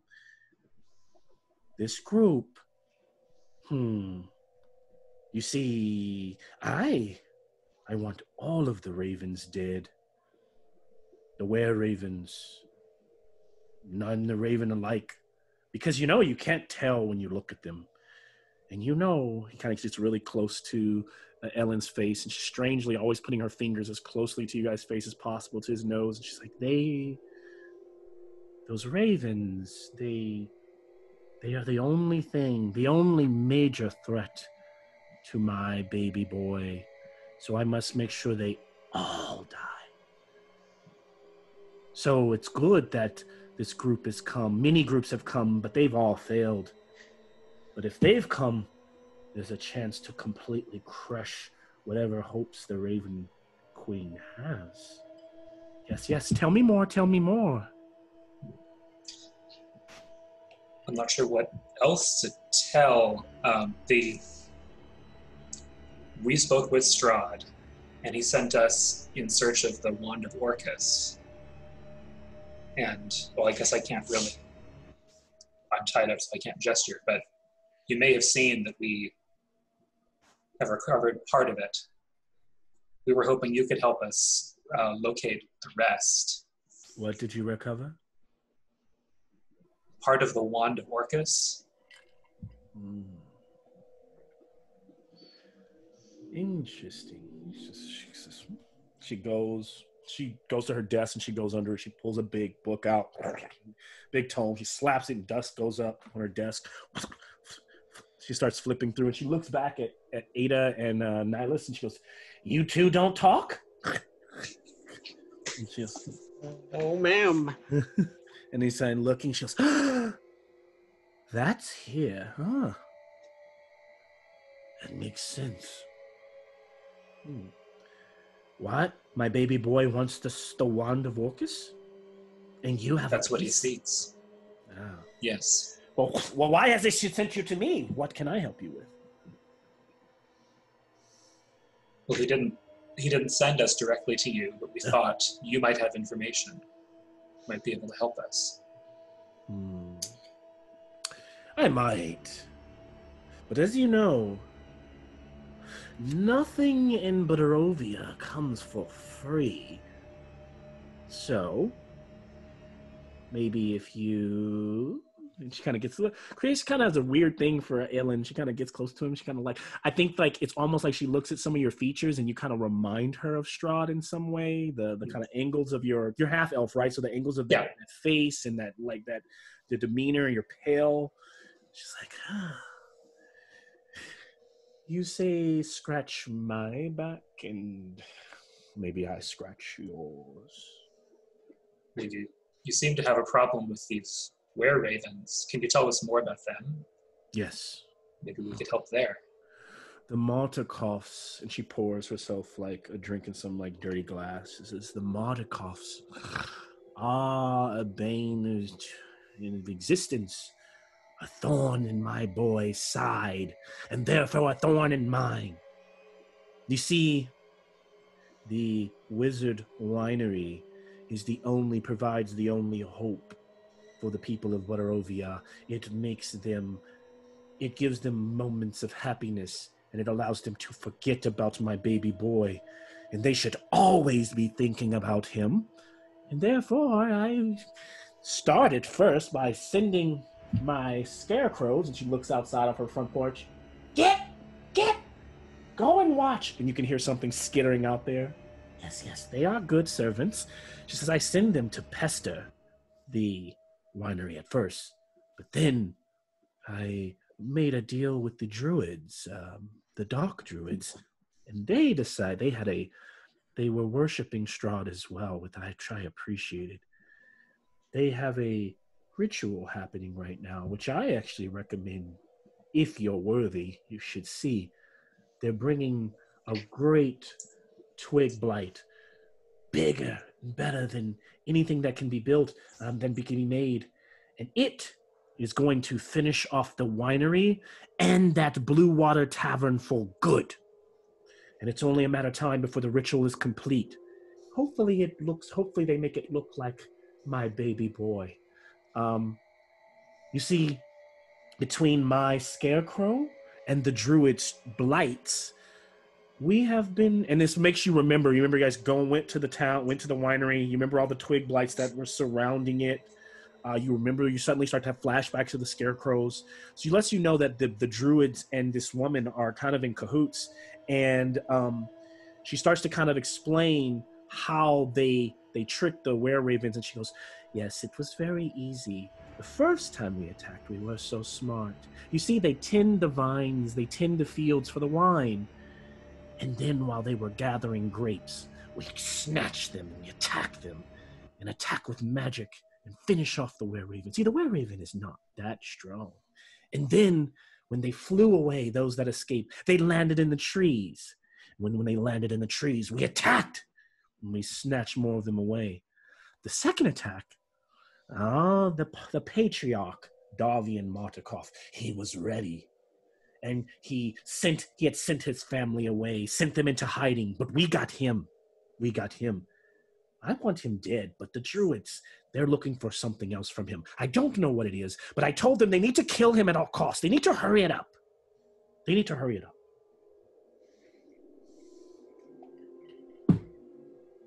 So here's what I want you to do, since you're not speaking.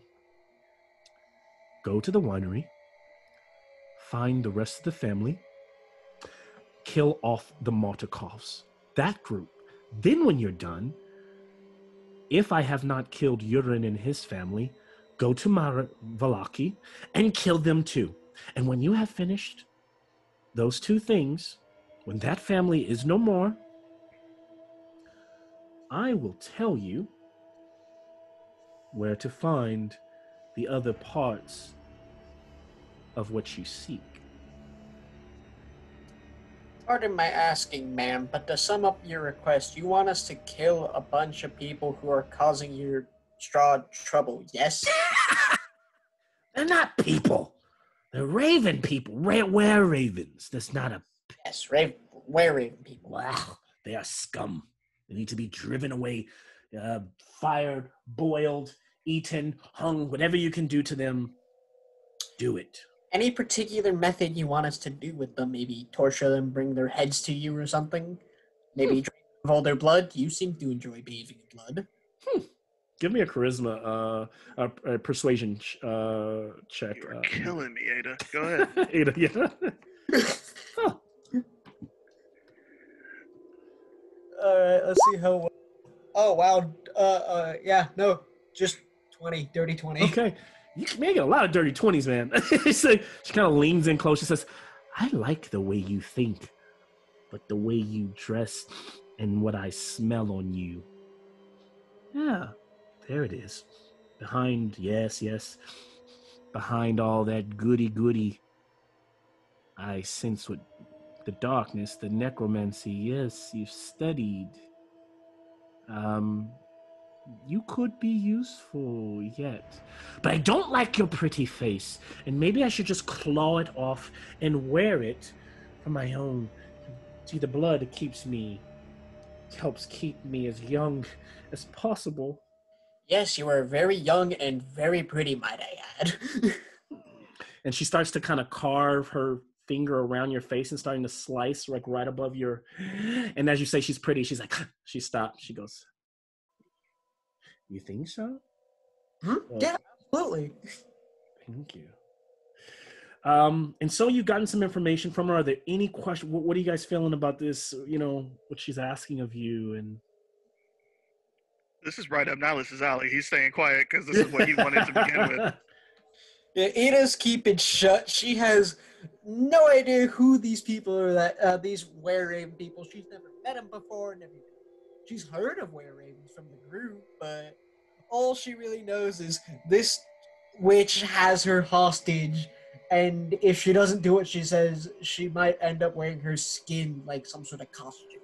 I know you probably don't trust me, and I apologize for the way I have you now that I know you are guests of my boy. But I must be precautious at all times. You see, those that look like you are usually out to take something from me, and as you can see, every house should have some security, and I apologize for the hut. And she rubs the walls for what it did to you, but it was only my command. I was off flying around, making some attacks over the winery. But like I said, we have the place pretty secured, but I know that the family is hiding somewhere, and I have not been able to locate them. They're somewhere in the general area, so I like to fly around the woods daily to see if I find any signs of the ravens, and then I attack. But I also don't like to put myself too much in danger, and so this way, maybe we both win. So, question of curious, pardon me asking again, ma'am, but can't you just, it seems like with the power you have, can't you just simply flatten the winery? I have no interest in destroying the winery. The druids will do that for me.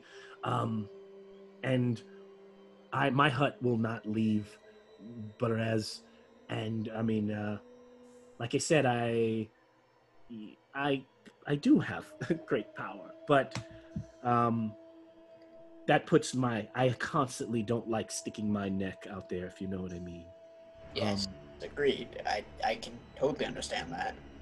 She also shares that just because if she was in the presence of them, she could find them. Yeah, she probably has a good chance of fighting them, but depending on how many of the were-ravens are alive, it also could be a tough fight. So she thinks that she's winning. In Alton's part, she thinks she's winning this overall genocide of the were-ravens and the ravens alone. But you gotta think, this lady's killing every raven or capturing every raven she sees, regular raven or not. It could be a messenger for Strahd, and if she sees it, she grabs it out of the sky and she takes it back and she murders it because she just doesn't trust any of them. Doesn't like ravens. Yeah. And so from that standpoint, she can't do it alone. Like you're talking about, like if I said, Lee, I'm going to kill all the pigeons in LA County. I want them all dead. Like, she can't do it alone. It's just not enough. She doesn't have enough eyes. And so she recruits the druids and the blights and scarecrows and all that to help her. Yeah, Ada. And one last question, ma'am. I swear. What exactly is up with your son? Pardon my presumption, but your son, I presume? She gestures over to the baby. Yes. See, I'm not crazy. I'm not. No, not at all. You were. This is, you see, she starts to, her eyes kind of water up. She goes, I was long ago, Strahd von Zadovich. I was the, I forget what you call them, like the, not the headmistress, but the, to the queen who had her son. She would have been the, kind of like your chamber maiden, or the person who takes care of, kind of like she took care of Strahd when he was a baby. And she kind of, because of him, she pretty much was like, I wanted him to live forever, and I loved him as though he was my own. So when the queen was not looking, I cursed him as mine. And he grew up, and he found the darkness, and he became great. But he still grew up. And I miss him this way. So this way, I get to have him both. Grown and a baby, all together, happy family. So you... My cake, and eat too. But... Brilliant idea, great mistress. Agreed, but... So, how'd you go about it? Did you murder or kidnap a bunch of babies and stitch them together? Or did you make a tuft of Strahd's hair or something? She has a look like you're asking too many questions. Hey, okay. Give me a persuasion check. She'll back. I tried. She's oddly curious. Alright, this is gonna... Oh, yeah, no, 5. Okay, so she just looks at you, and Okay. she goes, I'm sure it's pretty obvious how I got It's this very little guy. obvious. Very obvious, ma'am. No more questions out of me, I swear. So, here's the thing. If we have a deal, and I will show that I am, I will show you that I am honest, that I trust that you will follow through. If you're willing to take this mission, I will actually tell you where. Have you actually? Let me not say. Have you explained the items you seek? Like what part? Because basically, unless she's analyzed Ellen's arm, she doesn't necessarily. You told her you have a part of it, but did you tell her exactly what you have and exactly what you're looking for? Tell me that, Ellen. I didn't tell her that. No, I assumed when we were unconscious that she would have noticed what I had on my arm. Yeah, and I'm gonna assume that she hasn't mentioned it, so she hasn't act like she knows for whatever reason. Give me an insight check, Ellen. I don't think it's going to do it. 7. Okay, yeah. So I will give you is I'll say that you kind of get the feeling that from just standing here that even when she pulled out the book and went through it, that the Wand of Orcus isn't necessarily her big cup of tea. It's not like she's been protecting it. That's all I'll say. But she does know about it now that you brought it up. But because she hasn't necessarily picked up on what it is, she does feel like she has some information for you, but you haven't really filled her in on what it is that you really want. Okay. Yeah, and I'm not saying this out loud, but I pretty much learned what I think I needed to know. Mm-hmm. So, and I'm not sure that I'm happy with this deal, but I'm not going to say that out loud right now. Yeah, no, I think insulting our capture is a very bad idea. Yeah. Do you think that, Ada? All right. Just now say, we'll probably mention that when we were going through Valaki, we heard rumors of people seeking adventurers to go check out the winery. We know that time is short. help may be sent. So Are you love telling her that the Ventures are in Valaki? not telling her that adventures are in Okay. Valaki. I'm Okay. telling her we walked through Valaki. Okay. And we heard that they were actively looking to send people to help at the winery.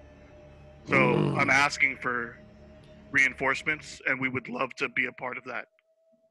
I will tell my druids to help you, and I will provide my scarecrows as an army to back you. But remember, I have eyes, and if they sense that you are betraying me, or if I get wind that you are betraying me, just know that that same army that backs you will be the same army that finishes you. Oh, yes, absolutely. Fair. 100% understand. I do fear one more power. There's this skeleton-like knight that I believe I have seen with a crow once. We fought it off. It almost took us down. We think it may be in league with these werecrows. Do you know of it? And possibly any weaknesses that you can share? Yes. The revenants of Argenvoss. You see nearby here on your way out of Barovia, not too far off. Actually, not too far off is a old castle. The revenants of Argenvost. While I hate anything that opposes Strahd, they will all eventually die. I don't think Strahd is quite concerned with them, but they are an enemy. They are able to sense the evil in a man, no matter how small or big. And if it is enough for them to hate it, if they sense any connection to Strahd, they will attack you. And if you're telling me they attacked you, then that helps me believe that you are honest, that you are my baby boy's friend. Yes. You can also see he left us a token over on, and he tries to kind of gesture towards Coriel without looking at him. Our friend over there had a token. And she goes, "This token?" And she opens it, and it's in her hand. Yep, and she that's the one. I think you've given me enough. The revenants of Argenvoss are followers of Vladimir. He is a great knight of the leader Argenvoss, who was a silver dragon who tried to take on the Red Draconic Order. Long ago, there was a great war, and Strahd destroyed them. Strahd is so strong, he destroyed a silver dragon. And they say that even now, he holds the skull of it. He holds the skull in his castle walls. Give me an insight check, Nihilus. Jared, do love making me do those wisdom-based rolls. That is a 12. Nice. You actually beat her. You get the feeling that the way she says it, maybe the way her voice cracks with a twinge in it, she is not being completely honest about where that skull is. And when she said this skull, she's talking about, we're not talking about the skull of Orcus, but the skull of a great dragon named Argenvoss. But she does then continue on. That's the only part that seemed a little off when she says it's in the walls of Castle Ravenloft. But then she also says, Vladimir is in the castle on the way out of Berez. You'll probably see it in the distance. If you go there, if you finish them off, well, I think you might find great rewards, great treasure in that building. Have any idea of how we're And in that moment, you even think like, man, Coriel, when she says about treasure. Yeah, that's definitely staring at me. I'm like, treasure, huh? Yeah. So what are you going to say, Ida? Ida pipes up. Have any idea how we're supposed to finish off these silver men? Well, I think you are all, while you're not strong enough to beat me from the energies that I sensed as I was approaching, you seem quite capable. Um, like I said, maybe it's just the smell on you, but um, hey, whether you can do it or not, I don't say that's your. I need you to do what I ask first, but that could be. There could be some extra rewarding for you if you. And I can see, and I'm sure my baby boy and I could find some reconciliation, some great payment for handling that as well. Don't suppose you'll provide us What is it, this treasure that my boy wants? You say the wand of Orcus. What is it what does it look? I mean, I have a sketch of it here in my book. You found this already? I mean, I don't understand. Just a piece of it. Ah, Ida pipes up like, yes and no. well, what part of it are you looking for? I'm trying to help you here. There's a skull with a gem inside it. That's what we need. She was looking and reading him. Okay. Well, I'll tell you this. I'm going to be good here and say that one part of that gem is in Argynvost. Lies in the halls. But if I get wind, I will be watching. If I get wind, you're going there first. If you're wasting valuable time, do not waste my time. And so she goes, I have done my part. And she looks at Coriel splayed all over the walls. And she looks back, she snaps her fingers. And then suddenly, something walks through the doors, and it's a scarecrow, and it drags Coriel's body in. But then there's still dead Coriel on the wall. And she throws him on the floor, and he looks just out. And then the body starts to fade, flickers, and you realize it was a magical illusion.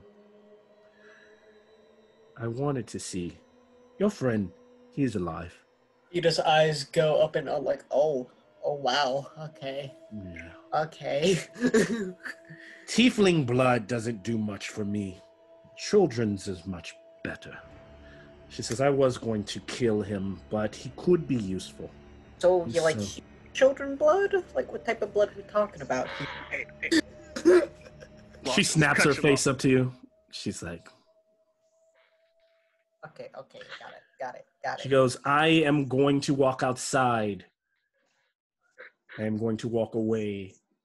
My scarecrows will set you free. Leave the place how it is, and you will be free to go. And she like steps out, and you hear her walking down, and then you hear, like she got into something, and it like she flew away, and then like the little noise, it sounds similar to Ellen. You remember hearing kind of a similar sound as that skull rushed towards you, and then suddenly scarecrows walk into the room, stand all around, and with their nasty claws or raked hands, they start clawing away, and suddenly all of the guards around you break free, and you're all standing there kind of breathing, and they step away from you, and it's a very cramped little house. She took the baby with her, and she kind of looks. They all kind of put their hand out, leaning out towards the doorway for you guys to leave. What do you guys want to do? I walks out the front door. Yeah, let's go. Ida not even hesitating, just eyes glued onto the front door and just minding the scarecrows. Yeah. Nihilus's plan has not changed at all, and although it was a much more violent method or route, this is what he wanted anyway. He figured if we could make an ally here, whether it was with the people at the vineyard or with the Lysaga, we would be in a better spot. So sounds like we've allied with the stronger side. We'll say, well, let's go ahead and pick up Coriel so it's just not sitting on the floor.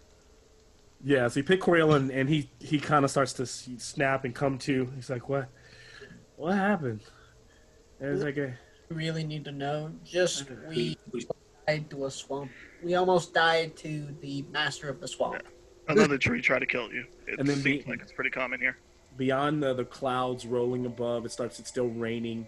Um, uh, Lightning and thunder still in the distance, and you hear suddenly something like flying overhead. She says, "Don't disappoint." Flies, and then it's all is quiet, and you guys are just standing outside of the hut and looking around. And there's there's let's see how many of you. I'm actually gonna roll how many she's giving you.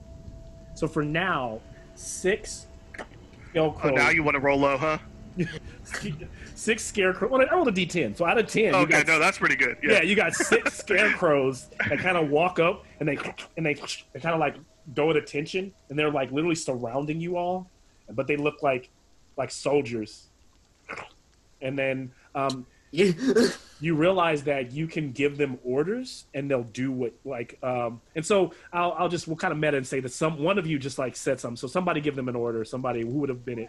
And So yes, so Ada goes, do a handstand, and literally one of them just goes, and it stands up, and then it like does one arm stand, and an arm breaks, and it's cracks on the floor, and it slowly starts to put itself back together and stand back up to attention.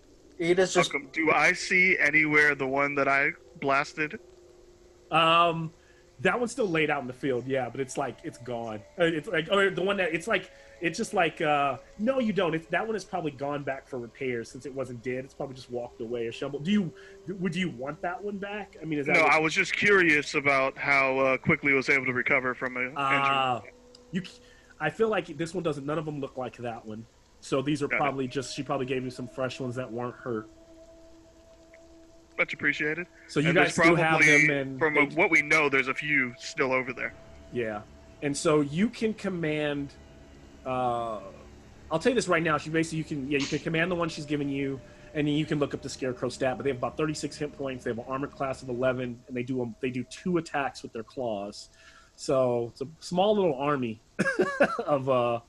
Makes you guys a pretty powerful group to have. Some this seems pretty easy to Nihilus. I just feel like we set up an ambush, try to get back to the people in the forest, pretend like we're trying to help them rush this place with all the fighters that they can muster, and then is anyone inside feeling uneasy about doing this to the 100% Nihilus would have done this 3 sessions ago.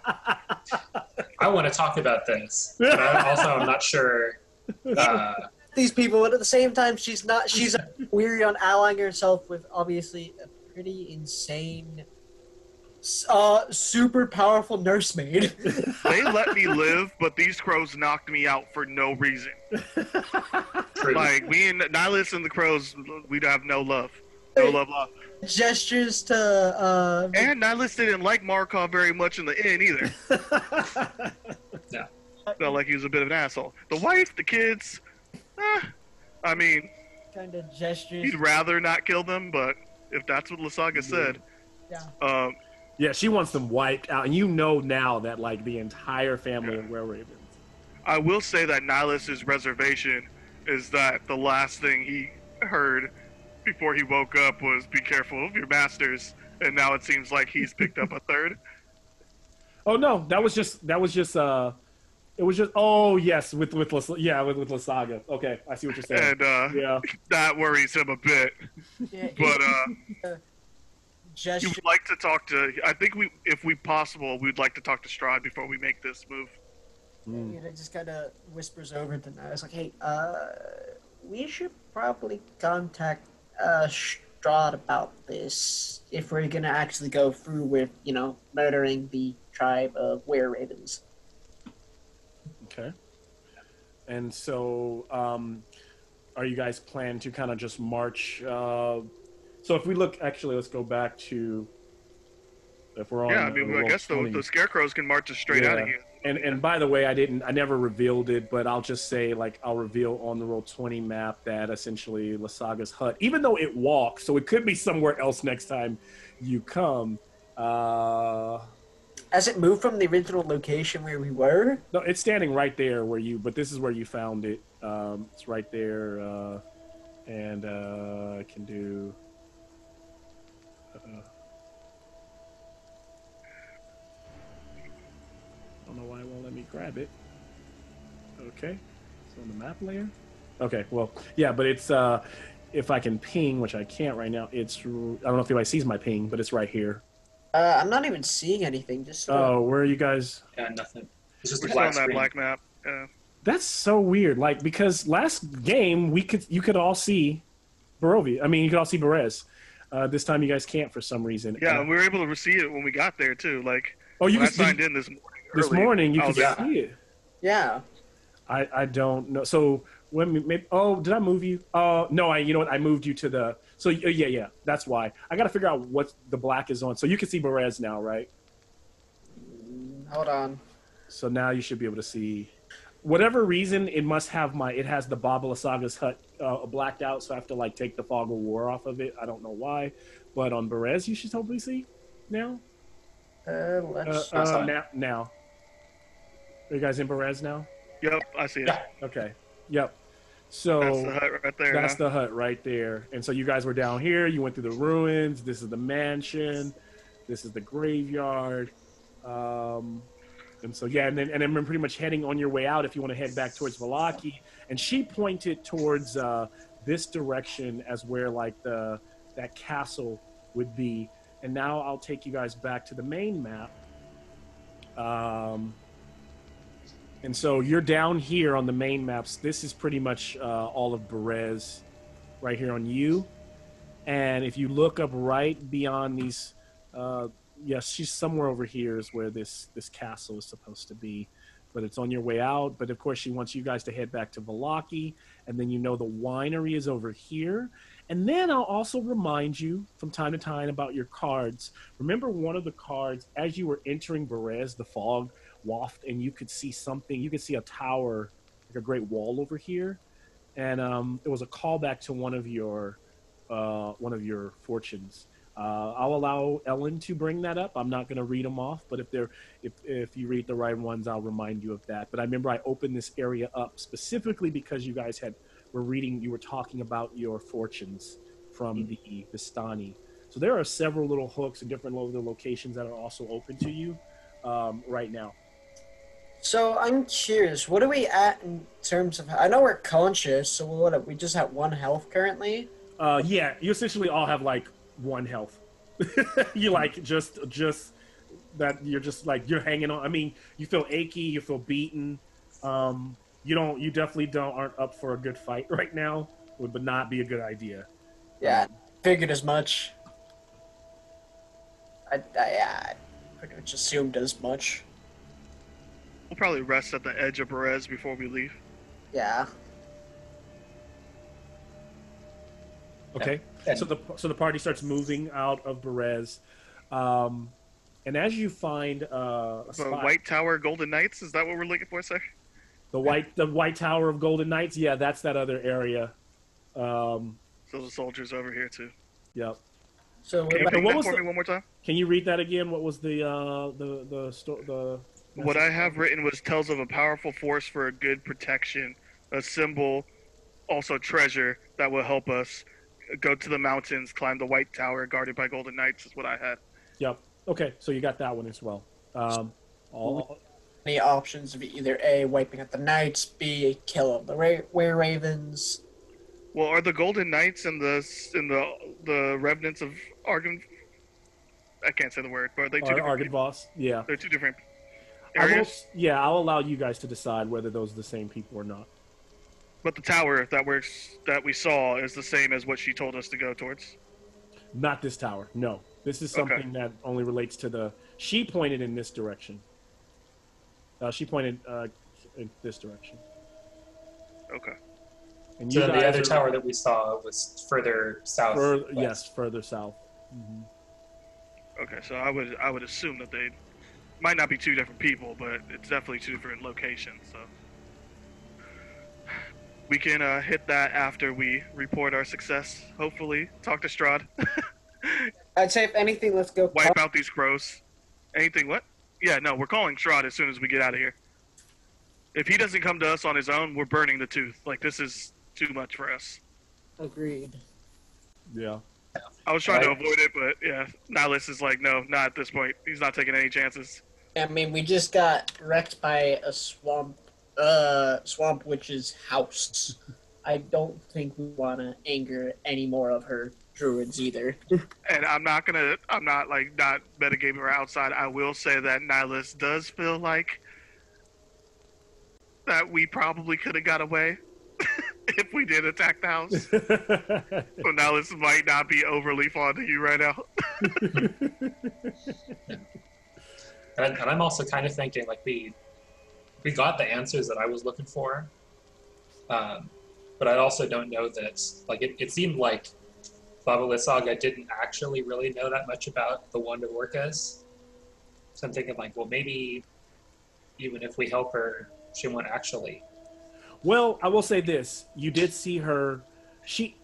So what I was saying by that is that I was trying to convey is that I didn't want it to seem like she's like a keeper of the wand, right? Like it's not like her purpose. You know, she cares more about Strahd, and she's like, if you're for Strahd, I'll help you find this wand. But she did have a book, and when she looked in the book, she definitely had information on it. So when she read in that book, she was like, I know where this stuff is. I'll tell you where it is. So it's either you trust her, but there was also an idea like maybe if you took the book, you might know where the stuff is. But she also took that. There's definitely stuff that I want to ask again. I just want to come back with successes, just like with Strahd. Yep. I want to come back with successes before we ask for more. Because she might even send people to help us go take out the revenants. Yes. Sorry, I didn't need to know what you're talking. Apparently not. Apparently not. But no, yes, all good things. Makes all sense. So as you guys are, I imagine you guys are traveling and talking and having these conversations. You find a good point near the edge of Berez. Do you want to continue on and maybe get outside of Berez before setting up shop, or just setting up shop? You're now at that point when you first walked into Berez. It was mostly open fields. It's wet because it's still kind of raining. It's like drizzling right now. There were some of the empty cottages on the way in. It's that main road on the way out that's parallel to the river. You don't see any scarecrows. Some of the fog is still hanging pretty thick, but you feel like you know your surroundings, right? You don't feel like you're lost in Berez at this point. You're definitely on the right track because you're right up against the river. I prefer to rest in the Baba Lysaga's lands. Okay. I think at this point, there's no reason for her people to attack us. Yep. Okay. I don't know what I would definitely ask Ellen and Ada and Coriel's opinion. Yeah, well, I'm along with that, and I do want to have a talk before we get too much further. Okay, let's go ahead and have that conversation now. The thing is, if we stay inside Berez, Strahd probably won't show up to us. We got to step outside for that, if that's what you're looking for. I mean, talk with us. Mm-hmm. Okay, yeah, just making sure. All right. So we'll set up shop. I don't know if there's like a hut we find that gives us some sort of cover. I imagine you could make your little. I can, yeah. Okay. I definitely can. And we have our scarecrows to watch. Yeah, I'll start casting it.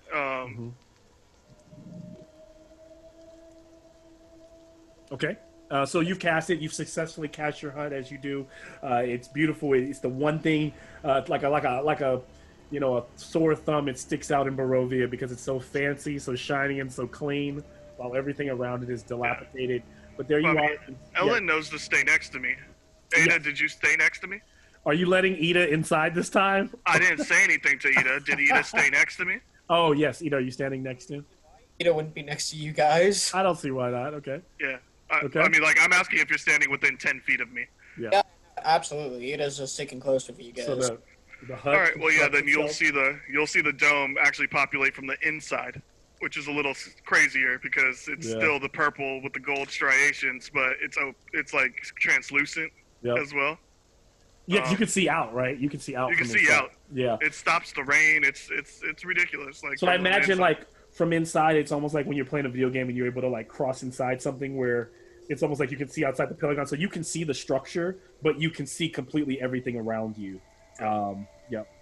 And every now and then it kind of like pinstripes, the purple and the gold pinstripes of glow. They they kind of run down the sides like magic from the inside. If you're outside, you just see the structure.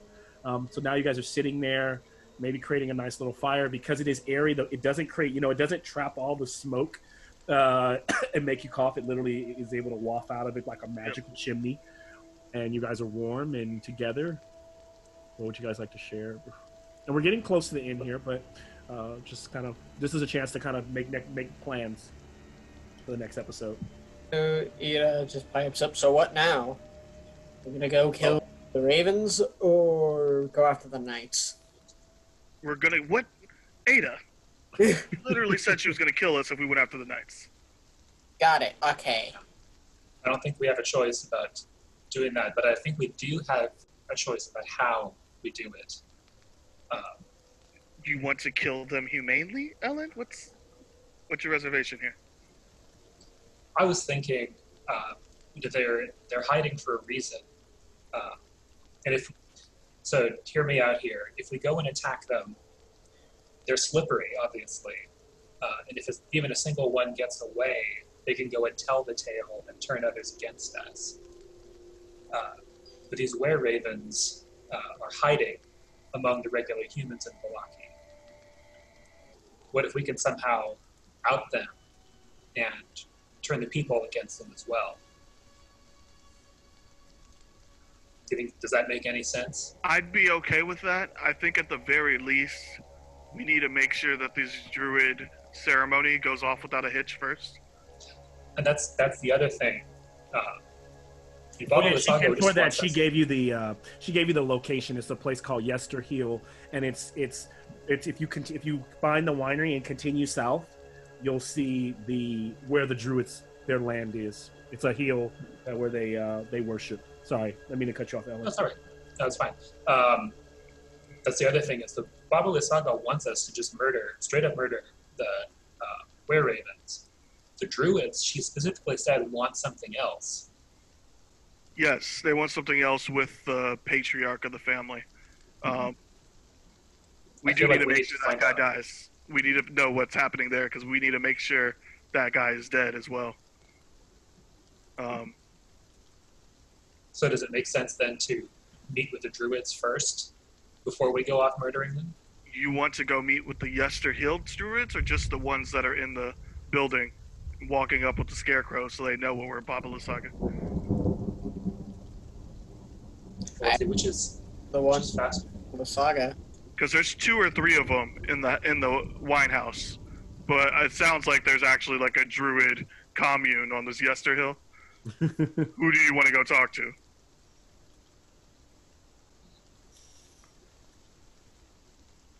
I just go talk to the ones on the Yester Hill, the allies of Baba Lysaga. Because Nihilus does not want to go somewhere where he's outnumbered, just in case. Well, the winery's closer. We can go there first.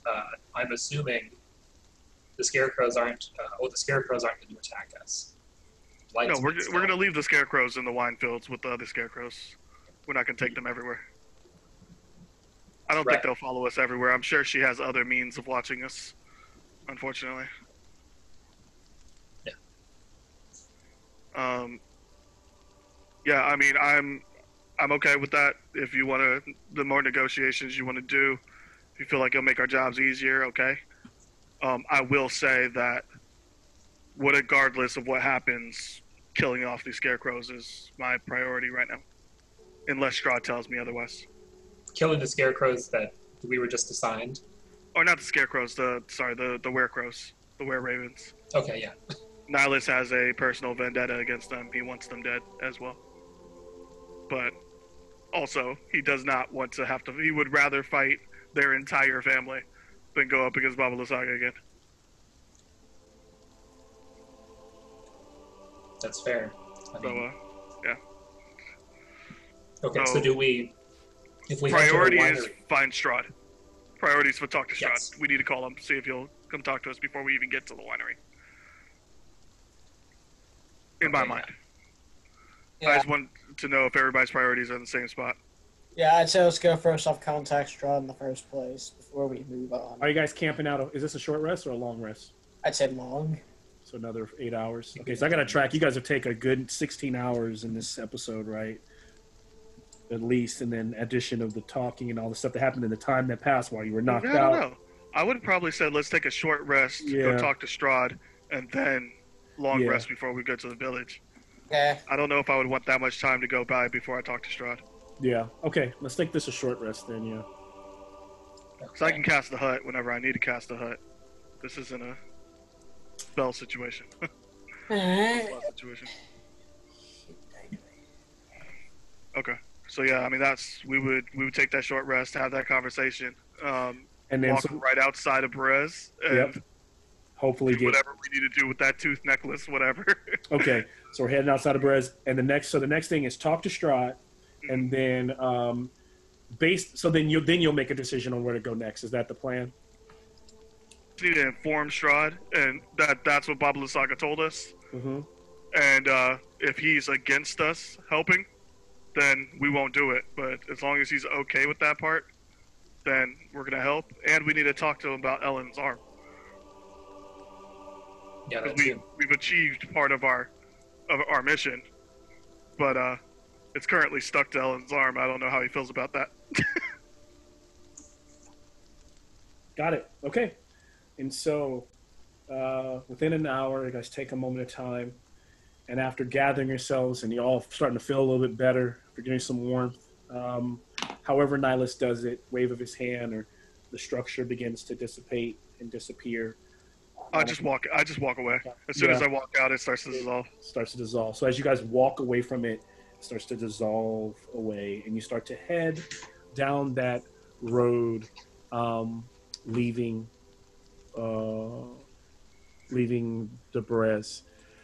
And as you're walking away from the hut, suddenly you start to the fog around you start to hear the sounds, strangely, like in the distance, the sounds of battle. And it starts to kind of rain in and create like a crescendo of war around you. You start to hear the arrows, the volley of arrows, and men clashing in combat. And what's so weird about you kind of prepare your weapons, and the fog is very close, kind of pushing in very, very close around you. As you prepare for what's to come, the fog grows so thick that you can't see more than like 60 feet in any direction. And suddenly the fog takes the form of soldiers on horseback, charging across a field. And so there's horses coming from this side, and then horses, and they literally ride right across the river. Horses from this side, cavalry, men instead on horses on this side, and on this side just infantrymen rushing forward with pikes. And they come towards you in the middle. Suddenly they clash, and all around you, whipping, are these ghostly fogged images of men stabbing each other, and dying. But they're all made of mist. There's no blood, and one of them goes to hit Ida, and she immediately pulls her blade, and then the slash of what would have cut her goes through her like smoke. And you start to realize that you're in the middle of this kind of recreation of some lost war that is happening in the fog. They collide like I said, with some of them have devil horned helms, and the others have helmets on that kind of crest in the form of a dragon. Hundreds more soldiers die all around you, and you hear them screaming and clashing with their weaponry. And then there is in the sky a roar of something coming, as something sweeps down, and you can see in the sky, the sky opens up. There is a fog-like dragon that swoops across this battlefield and blows out a bunch of smoke as though it was fire, and just lays waste to men, and its claws, its back legs and front appendages slam into them, picks up a bunch of men, and as it reaches into the sky, it throws them to all different sides. And as the men die all around, all of that sound of battle fades out as the dragon rushes through you, and now all you see is it is like kind of soaring, its tail whipping across the sky.